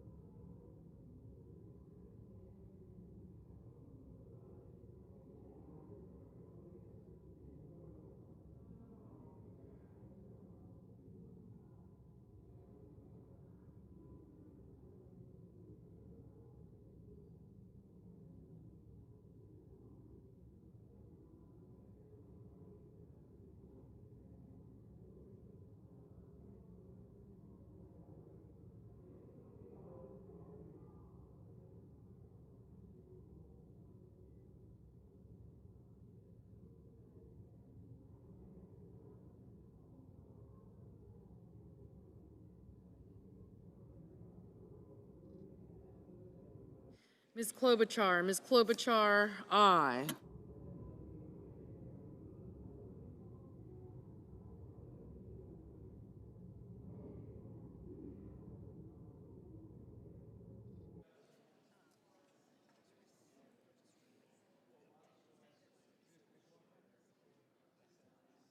Mr. Husted, no. Mr. Schmidt, no.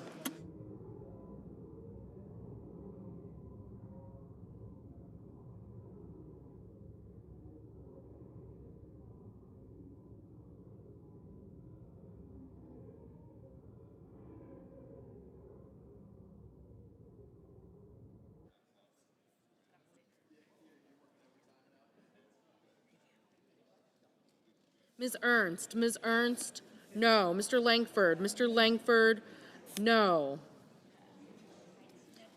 Mrs. Hyde-Smith, no.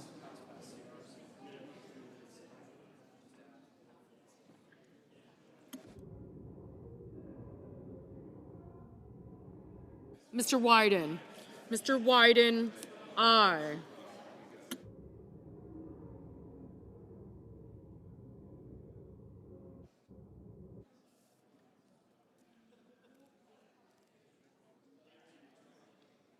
Mr. Bennett.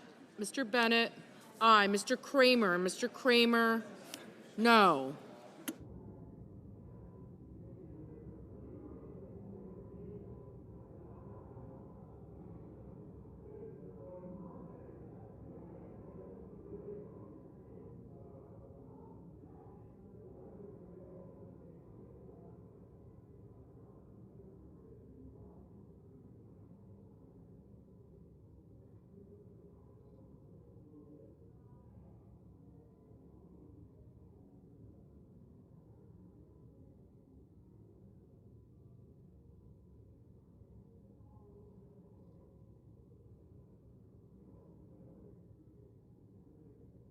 Mr. Tuberville. Mr. Tuberville. No.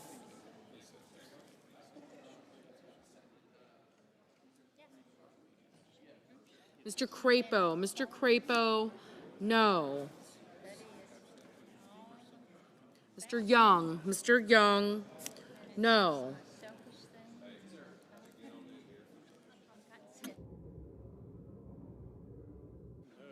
Mr. Justice. Mr. Justice. No.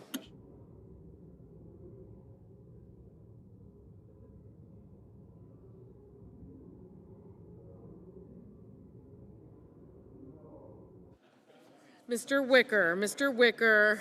No.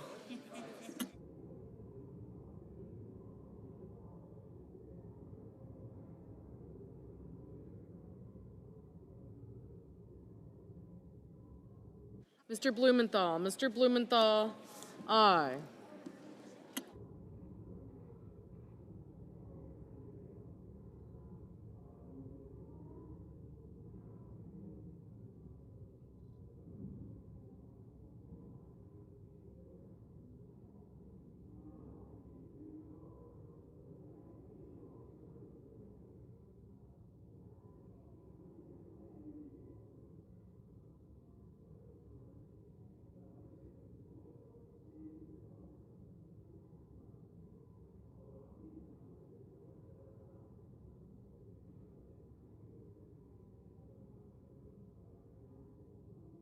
Mr. Hickenlooper. Mr. Hickenlooper. Aye.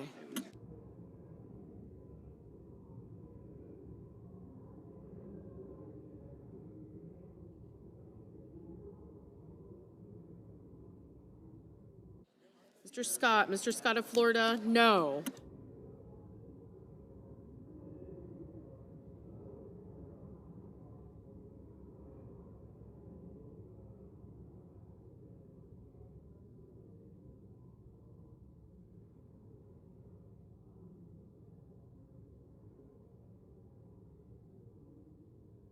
Mr. Whitehouse. Mr. Whitehouse. Aye. Ms. Baldwin. Ms. Baldwin. Aye.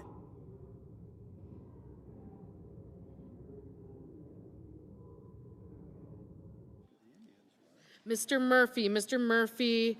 Aye. Mr. Moran. Mr. Moran. No.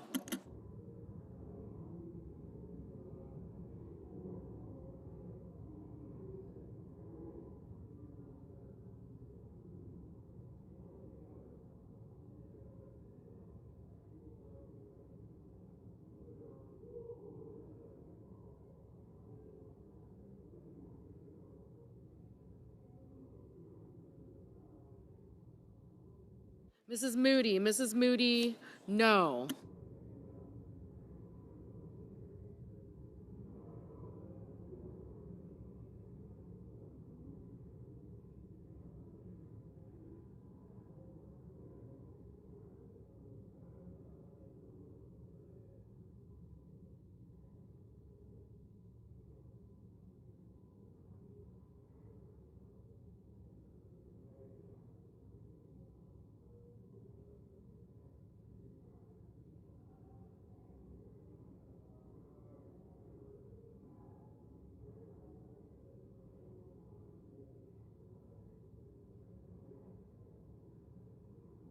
Ms. Hirono. Ms. Hirono. Aye.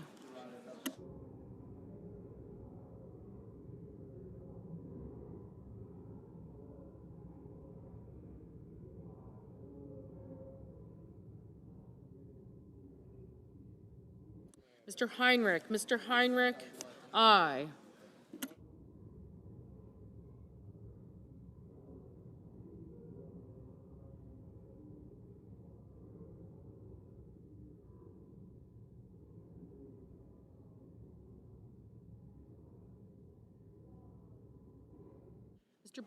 Mr. Bozeman, no. Mr. Barrasso, no.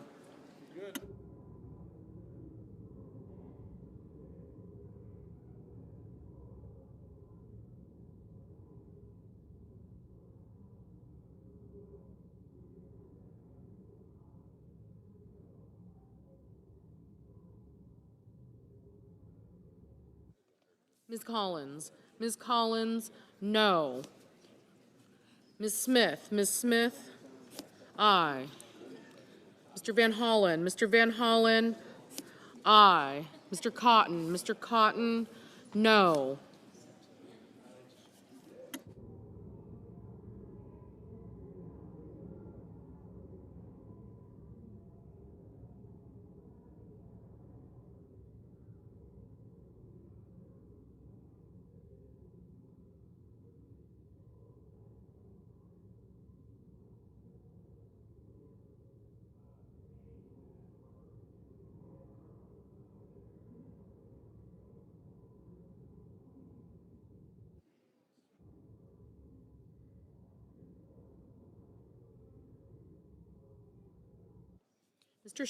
Mr. Schiff, aye. Ms. Warren, aye.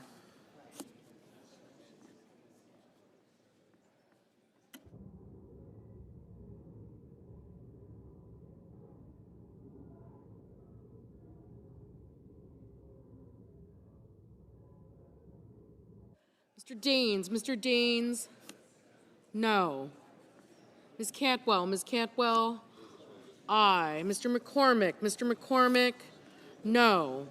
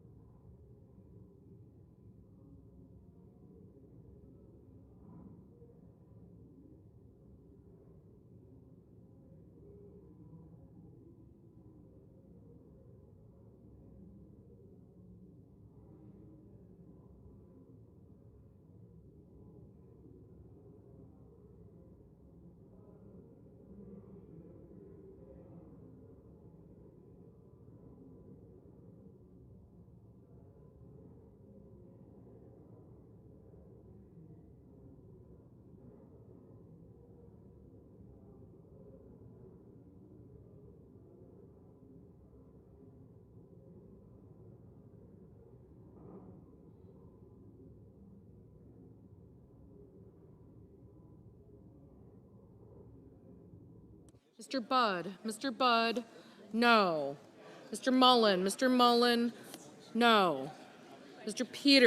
Peters, aye.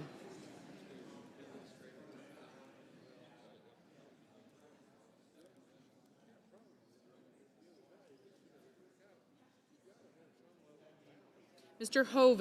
Hoven, no.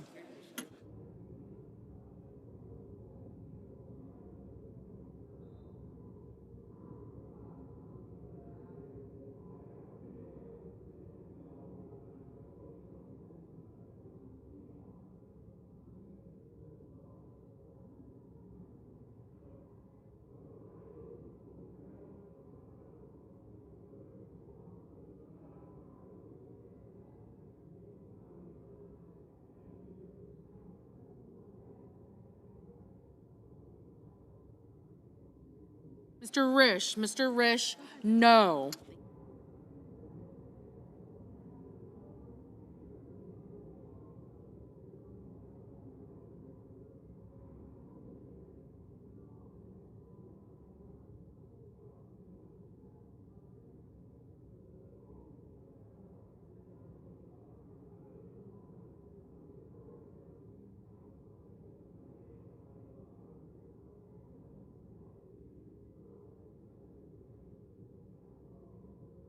Mr. Welch, aye.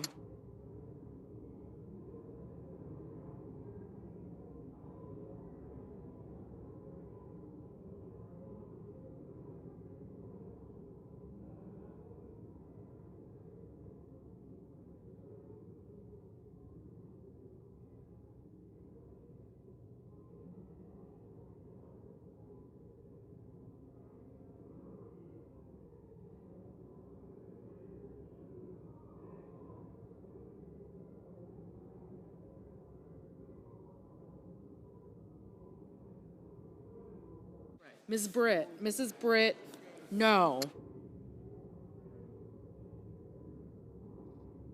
Mr. Warnock, aye.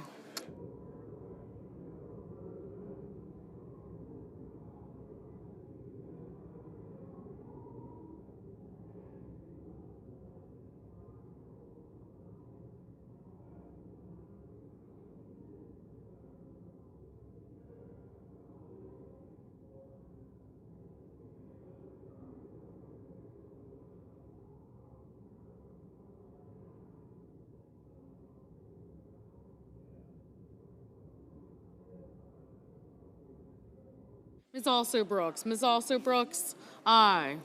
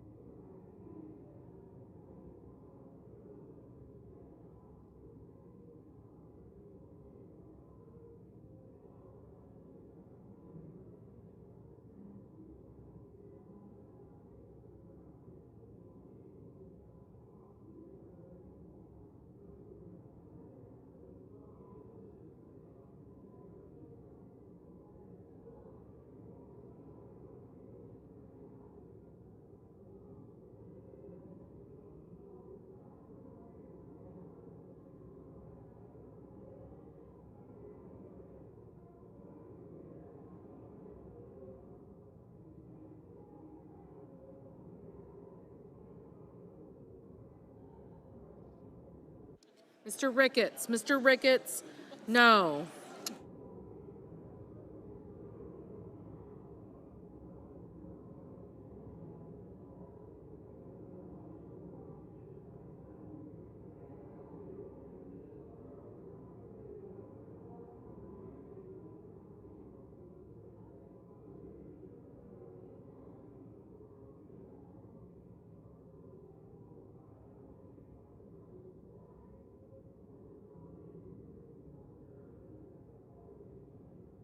Mr.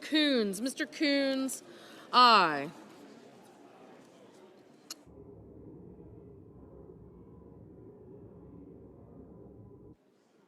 Mr. Booker, aye.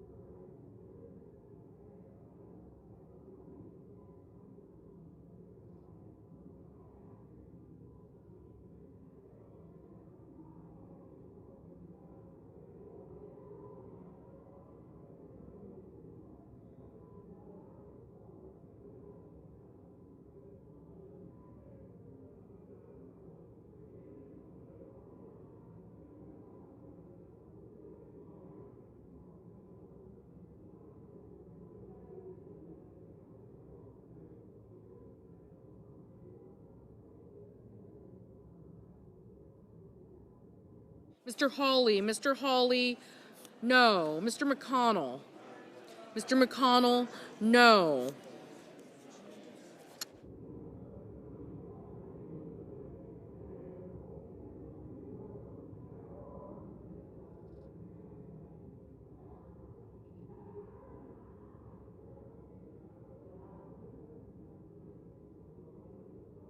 Ms. Rosen, aye. Mr. Gallego, aye. Ms. Slotkin, aye.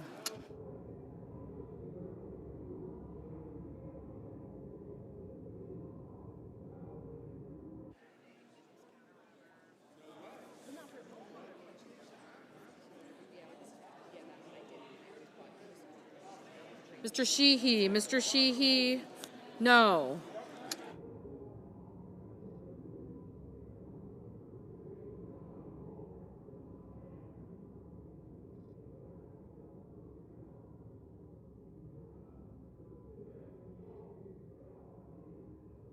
Mr. Haggerty, no. Mr. Sullivan, no.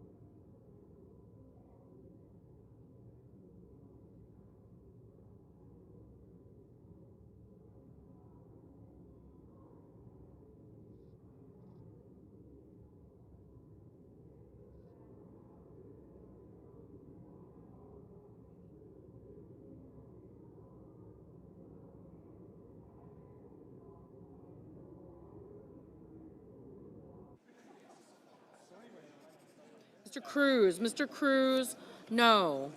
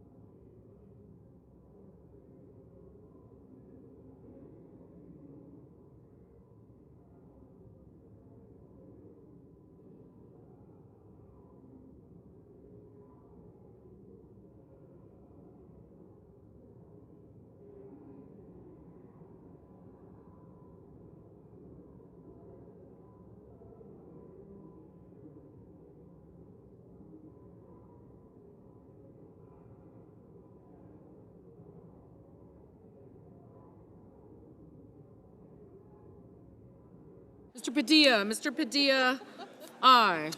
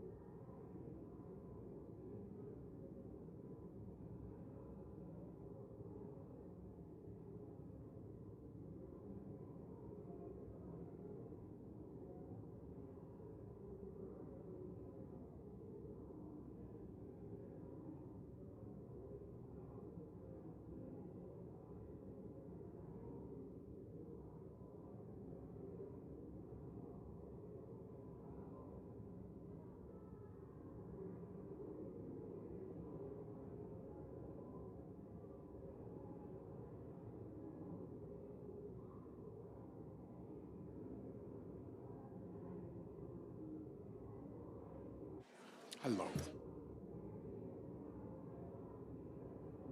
On this vote, the yeas are 47, the nays are 53. The 60-vote threshold having not been achieved, The bill upon reconsideration is not passed.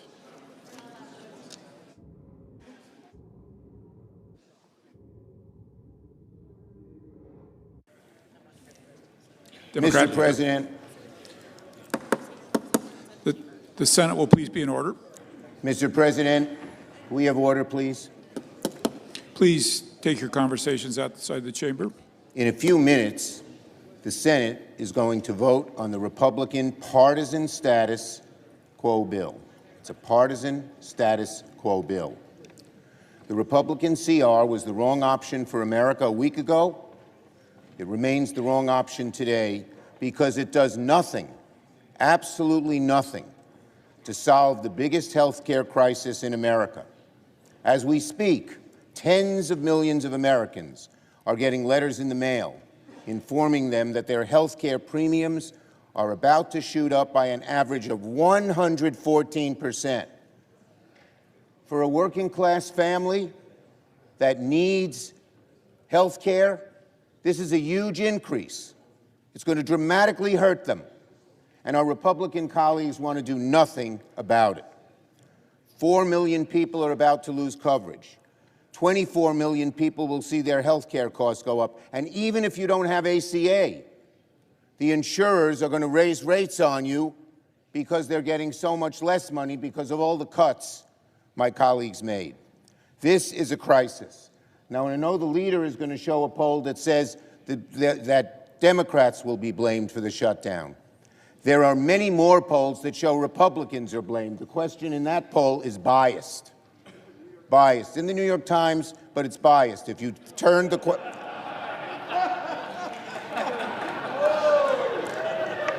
That's true. I don't always believe the New York Times. You can be sure of that. Neither do you. Okay. But in any case, here's a poll from Morning Consult today. 75% of Americans support extending the tax premium credit. 63% of Republicans support it. And 45% of voters say they'll blame Republicans in Congress for a government shutdown. Only 32% blame Democrats. It's natural that people understand that Donald Trump and the Republicans want to shut down and Democrats do not. We need to deal with this health care crisis now, not later. But the Republican bill fails to do that. I urge my Republican colleagues instead to join with us, work in good faith to keep the government open, keep costs down. This is a totally partisan bill. Not once were we approached about what our input should be. When I was Majority Leader, 13 different times we passed CRs. Why? Because every single one of those 13 times we negotiated with Republicans to keep the government open. We still want to have those negotiations today. Democrats remain ready to get to work to negotiate a bipartisan agreement, a truly bipartisan agreement to keep the government open. But we need to fix our health care system now. We need to stop premiums from going up dramatically. We need to be on the side of the American people because they are on our side in terms of getting this health care crisis fixed, one created by the so-called big, beautiful bill, which they now want to change the name because they know it's so unpopular. In fact, Republican leaders are saying, don't talk about health care because they know that we are on their side and the Republicans are not. The issue can't wait. It must be dealt with now, not in November, when it'll be too late. The Republican CR is silent on health care and the wrong option for the country. It's as simple as that. Yield the floor. Majority Leader. Mr. President, we're down to the wire here. In just a moment, the Senate will vote on whether or not to keep the government open. Right here, 24 pages. Not partisan, not complicated, simple, straightforward, clean, nonpartisan, short term, till November the 21st so we can finish the appropriations process. Something I might add that never happened when the Democrats were in the majority. Last year, we never considered an appropriations bill on the floor, even though 11 of them were reported out of the Appropriations Committee. Not a single one on the floor. We want to fund the government to give our appropriators, Democrat and Republican, a chance to work on bills that have been coming out of the Appropriations Committee with big bipartisan margins. Pretty novel concept, right? Well, in just a moment, we're going to vote on whether to keep the government open. And all indications are the Democrats are going to reject the clean, nonpartisan funding extension here before us and choose to shut the government down. Now, Mr. President, my friend, the Democrat leader, and a number of other Democrats have spoken at length on many occasions about the pain that government shutdowns cause Americans. And since he mentioned it, I will show this poll. My handy. This is a poll right here, the New York Times. Oh, by the way, this morning the Democrat leader used one of my other charts. Thank you for doing that. It makes my point. I'm guessing he may be, you want to use this one? Maybe not. But this one is New York Times, and basically the question on views on whether Democrats should or should not shut down the government if their demands are not met. 65% should not, 27% should. Now, granted, I mean, I don't think the issue here is who gets the blame, who gets the political blame. That's not what this should be about. This issue, honestly, folks, is about the American people. A lot of Democrats, a lot of Republicans, a lot of independents want us to keep the government open. So why are the Democrats doing this? As was mentioned 13 times when they had the majority, we did short-term continuing resolutions. Republicans delivered, voted with Democrats to fund the government. Well, I know why we're doing this, Mr. President. The Democrats' far left base said jump. And Democrat leaders said how high. But the far left's determination to oppose anything President Trump has ever said or done is not a good reason for subjecting the American people to the pain of a government shutdown. So I would say to my Democrat colleagues who still care more about their constituents than the dictates of far left interest groups, think about what you're doing. Democrat leaders may be determined to take government funding hostage for their own partisan purposes. You don't have to join them. We can pass a clean, nonpartisan bill and get back to the business of the American people. Mr. President, I move to proceed to the motion to reconsider the vote on passage of H.R. 5371. The question is on the motion. All in favor, say aye. Aye. All opposed, say nay. The ayes appear to have it. The ayes do have it. The motion is agreed to. Mr. President, I move to reconsider the vote on passage of H.R. 5371. The question's on the motion. All in favor, say aye. All opposed, nay. The ayes appear to have it. The ayes do have it. The motion is agreed to. The question occurs on passage of the bill upon reconsideration. Mr. President, I ask for the yeas and nays. Is there sufficient second? There appears to be. There is. The clerk will call the roll. Ms. Alsobrooks. Ms. Baldwin.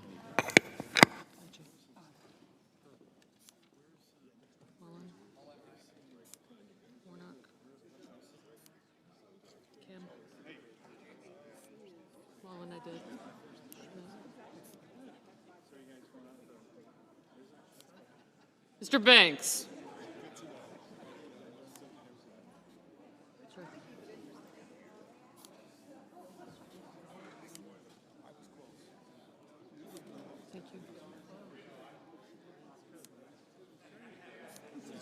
Thank you. Thank you. Warren, Workley.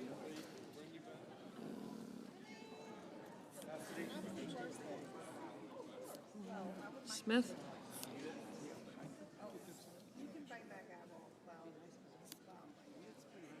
Gotcha. Thank you. I got you. Thank you. I'm deferring to my junior self. Not as little. The cellmates. Thanks. Thank you. Well, I said you, but not the cellmate. And you're not.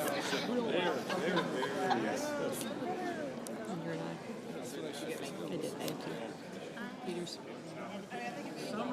Thank you. Young. Kramer. Thank you. Thank you. Mr. Barrasso. Coach is right here.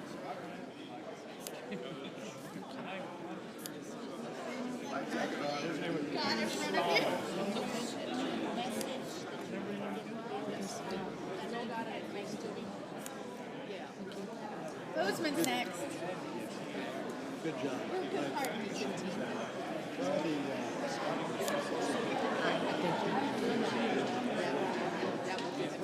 Mr. Bennett, Mrs. Blackburn, Mr. Blumenthal, Ms. Blunt Rochester, Mr. Booker,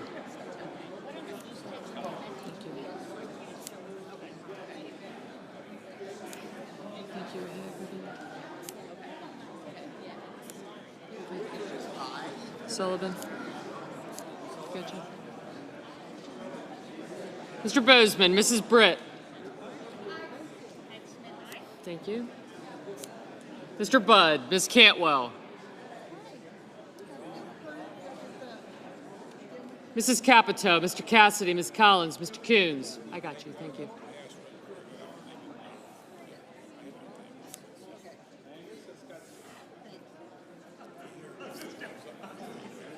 Mr. Cornyn, Ms. Cortez Masta, Mr. Cotton, Mr. Kramer, Mr. Crapo,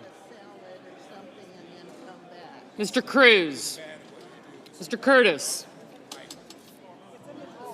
Mr. Daines, Ms. Duckworth, Mr. Durbin,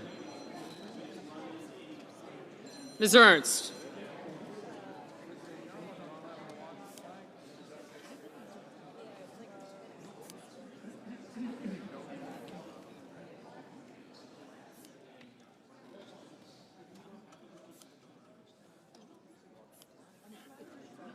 Mr. Fetterman.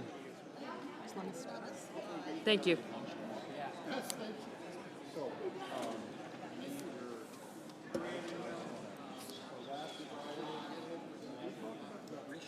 Thank you. Mrs. Fisher. Mr. Gallego. Mrs. Gillibrand. Mr. Graham. Mr. Grassley. Mr. Haggerty, Ms. Hassan, Mr. Hawley, Mr. Heinrich,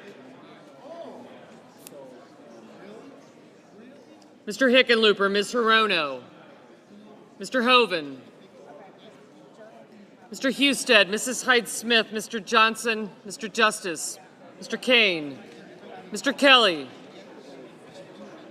Mr. Kennedy, Mr. Kim, Mr. King, Ms. Klobuchar, Mr. Langford, Mr. Lee. Thank you.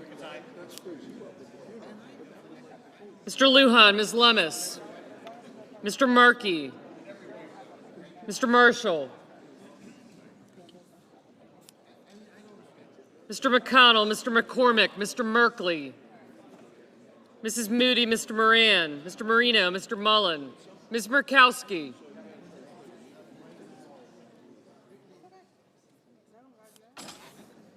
Mr. Murphy, Mrs. Murray, Mr. Ossoff, Mr. Padilla, Mr. Paul,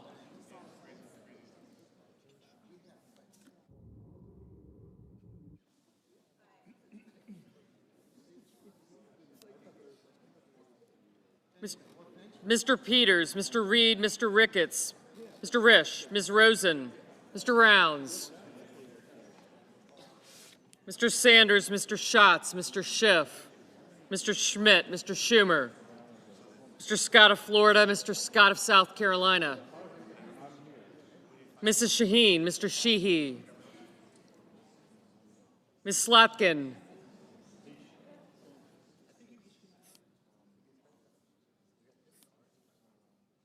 Ms. Smith, Mr. Sullivan, Mr. Thune,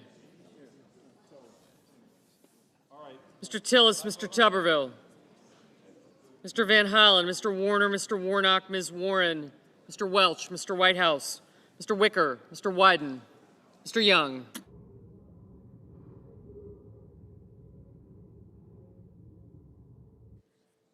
Senators voting in the affirmative: Barrasso, Blackburn, Bozeman, Britt, Budd, Capito, Cassidy, Collins, Cornyn, Cortez Masto, Cotton, Kramer, Crapo, Cruz, Curtis, Daines, Ernst, Fisher, Graham, Grassley, Haggerty, Hawley, Husted, Hyde-Smith, Johnson, Justice, Kennedy, King, Lummis, McConnell, McCormick, Moody, Moran, Marino, Mullen, Ricketts, Risch, Schmidt, Scott of Florida, Sheehy, Sullivan, Tillis, Tuberville, Wicker, and Young.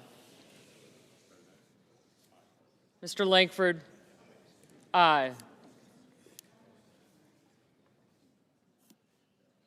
Senators voting in the negative: also Brooks, Baldwin, Bennett, Blumenthal, Blunt Rochester, Booker, Duckworth, Durbin, Hickenlooper, Hirono, Kane, Kim, Klobuchar, Lujan, Merkley, Murray, Padilla, Peters, Reed, Rosen, Sanders, Schatz, Schiff, Schumer, Slotkin, Smith, Van Hollen, Warner, Warnock, Warren, Welch, Whitehouse, and Wyden. Ms. Cantwell, no.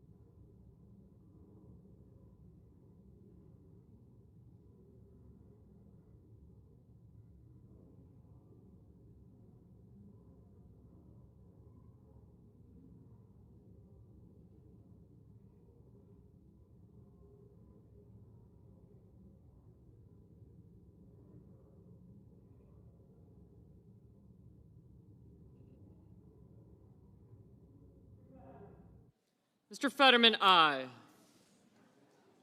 Mr. Kelly. Mr. Kelly, no. Ms. Murkowski, aye.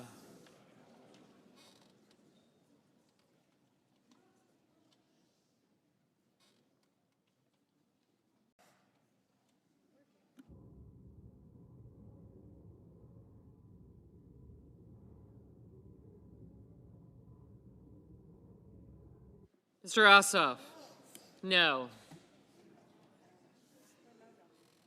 Mr. Banks, aye.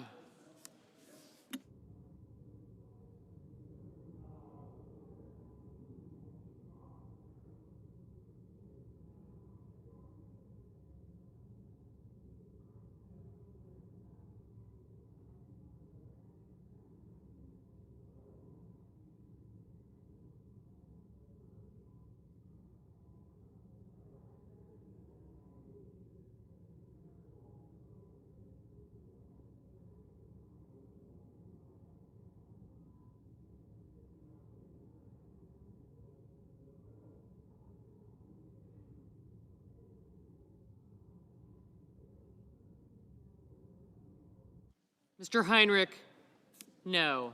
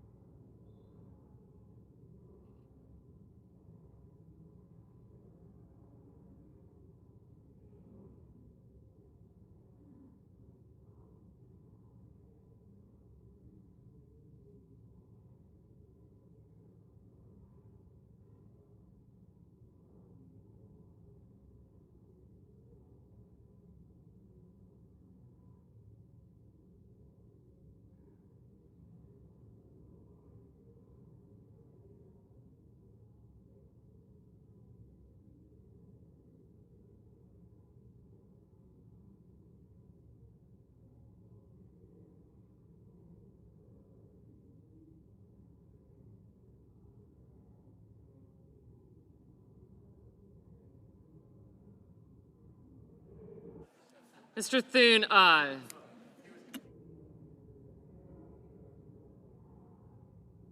Mr. Hoven, aye.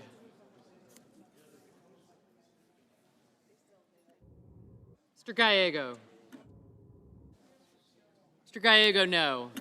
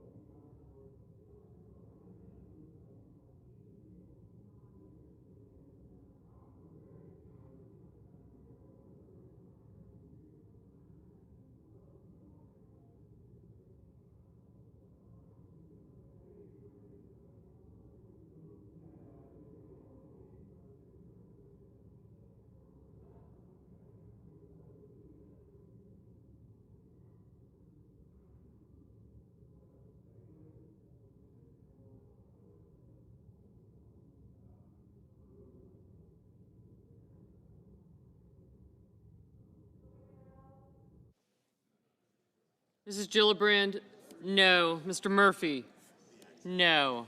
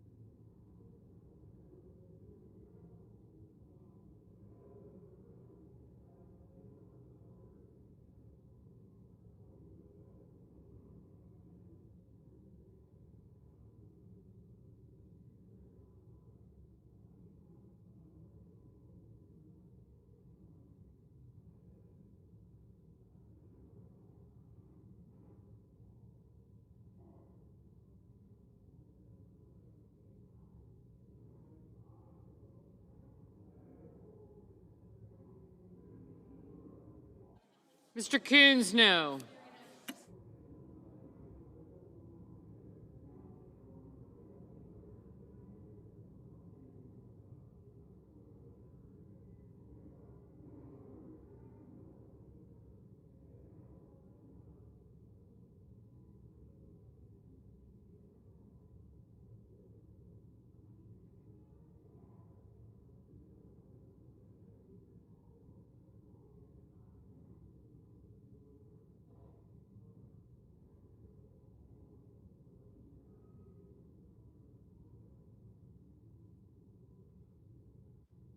Ms. Hassan, no.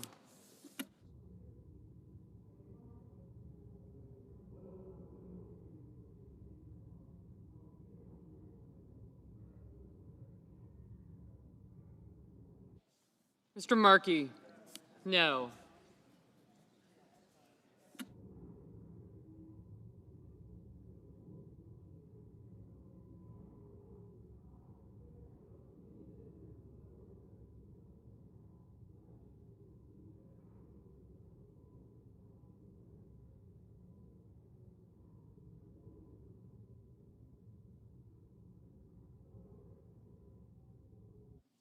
Mr. Lee, aye.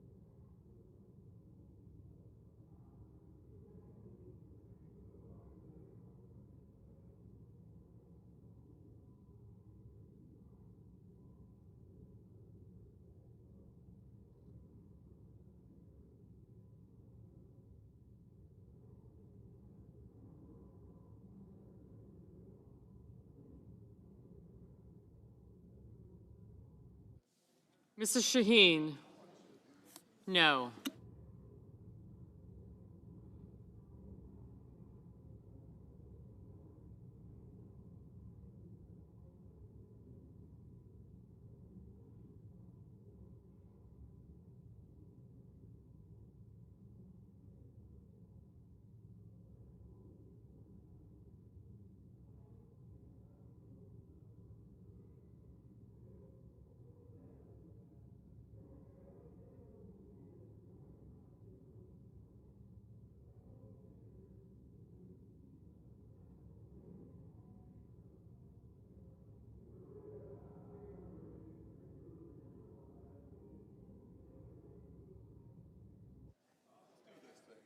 Mr. Marshall, aye. Mr. Scott of South Carolina, aye.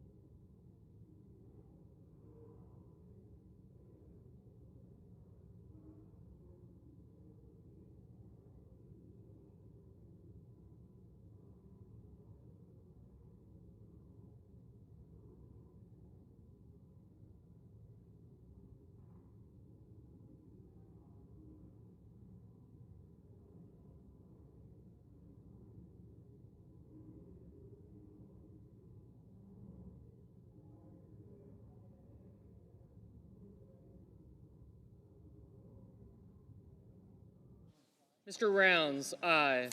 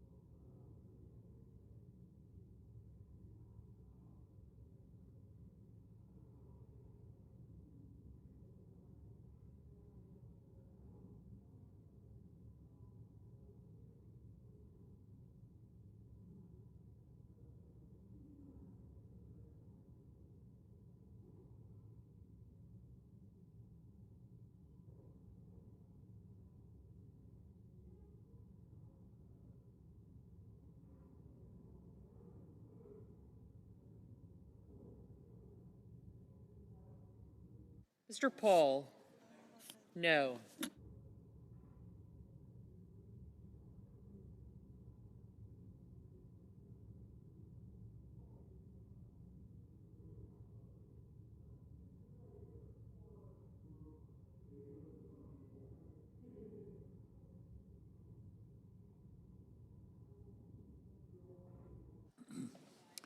On this vote, the yeas are 55 and the nays are 45. The 60-vote threshold having not been achieved, the bill upon reconsideration is not passed.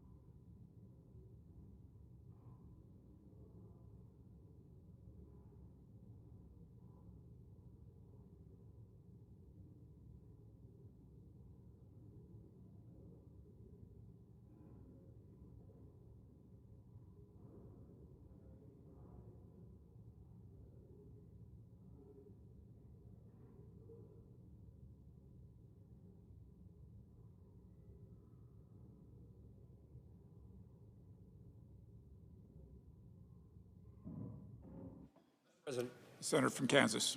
Mr. President, thank you. We just, for a second time, failed to pass a continuing resolution to allow the federal government to continue to operate. It's because we are coming to the end of the fiscal year.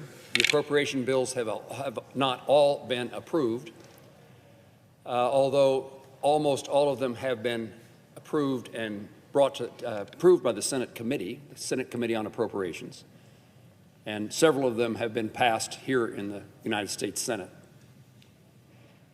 This makes no sense to me. This is not a shutdown that makes any sense at all, and the American people, Kansans, deserve something different from the United States Senate. Every city council or commission, every school board, every local government office in my state passes a budget and then lives within that budget every year. Every local unit of government at home can figure this out, and the United States Senate is failing one more time. A shutdown means uncertainty. Shutdown means dysfunction.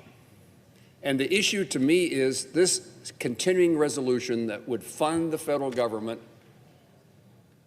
for 21 more days. I'm going to say that differently, till November the 21st. A short period of time is designed to avoid that dysfunction, to avoid that uncertainty. All that's required is that we pass a continuing resolution, 60 votes in the United States Senate, to keep government functioning so, and this is the reason it makes no sense to me, so that we can pass the remaining appropriation bills, all but one of which has been passed by the Senate Appropriations Committee, and most in hugely bipartisan ways. And for whatever purpose and for whatever reason I don't understand, that seems beyond our capability. I understand there are those who wish to bring other issues to this bill. Could we do one thing at a time, and when that one thing is as important as the continuing resolution, to do it right now, to do it yesterday, to do it tomorrow?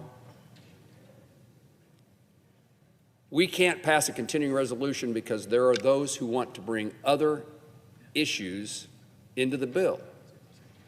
Could those other issues not be considered at a later time? Seems to me that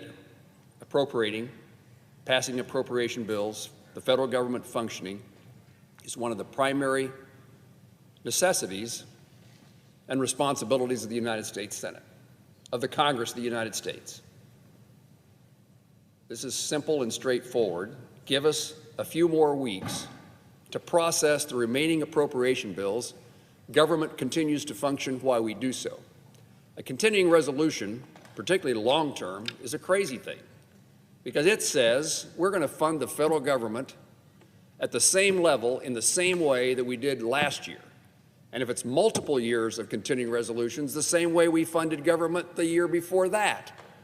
Does anyone believe that the priorities of this country are identical to last year? Does anybody believe that they're identical to 2 years ago? Aren't there things that deserve more money? Higher priority? Aren't there things that deserve no money? Aren't there things that deserve less money or maybe even the same? A long-term continuing resolution is a crazy idea, and the short-term resolution of a CR that we're dealing with right now is an unnecessary idea. It's unnecessary because we can pass the appropriation bills and avoid a long-term CR, and we just need the time to do it. So a short-term continuing resolution, do it, take up the appropriation bills, as this majority leader has promised to do, and this majority leader has demonstrated he's willing to do it. It's a pretty straightforward solution to me. Give us a little more time, a few more weeks, immediately begin the consideration of the appropriation bills that have been reported by the Senate Committee on Appropriations, and at the end of that period of time, we don't need a continuing resolution. We will have done our task. I yield the floor. Senator from Hawaii. Mr. President, I thank the senator from Kansas, and at the risk of getting him into political trouble, I am a huge fan of his, but I want to address the question that he asked, which I think is a legitimate one, which is, what's the hurry on the Affordable Care Act premiums? And there's a really straightforward answer, which is that people are getting letters tomorrow from their insurance carriers. Around 24 million people are going to get letters anytime from now until mid-November. And they are going to pay. Now, 24 million Americans are going to be told that because of the last tax bill that was just enacted by Trump and the Republicans, that people are going to be paying an average of 114% more per person per month. So it's not like we just went into a lab and cooked up an issue to try to hijack some unrelated moving legislative vehicle. The reason for this is that 24 million Americans are specifically on the ACA exchange, and they're absolutely going to get hosed. And because we're all in the same risk pool, it's not just people on the ACA exchange that are going to see massive increases in their health care premiums. Almost every American is about to see a spike in their health care premiums, just like they've seen electricity rates going up at double the rate of inflation, just like they've seen the price of vegetables go up by 39%, just like they've seen shortages of lumber and labor. We have an opportunity to do something because our Republican colleagues, at least some of them, understand the magnitude of this problem for their constituents. And so the normal thing to do in a functioning legislative body where the President of the United States does not believe that he is an elected monarch is to try to negotiate some accommodation. After all, these are all of our constituents. It's not like they're exclusively in urban areas or something. They're not exclusively Democrats. In fact, they're slightly more Republican than Democrat on the ACA exchange. And so if this were a normal, functioning time in American-style democracy, the President of the United States would convene what they call the four corners, majority and minority leader of the Senate, Speaker and minority leader of the House, and we'd try to figure out whether there was an accommodation to be made to save our collective constituents from all this pain. And so when Democrats had the trifecta, When Democrats had the House and the Senate and the presidency, we didn't have any shutdowns. And it wasn't because there's more goodwill on the Republican side towards continuing resolutions than there is on the Democratic side towards continuing resolutions. The reason is because Chuck Schumer and Nancy Pelosi sat down with Mitch McConnell and Kevin McCarthy or whomever it was and the president, and they figured out a deal. Even to raise the debt ceiling, Kevin McCarthy said, not for free. Conservative media done right. You're listening to the SHR Media Network.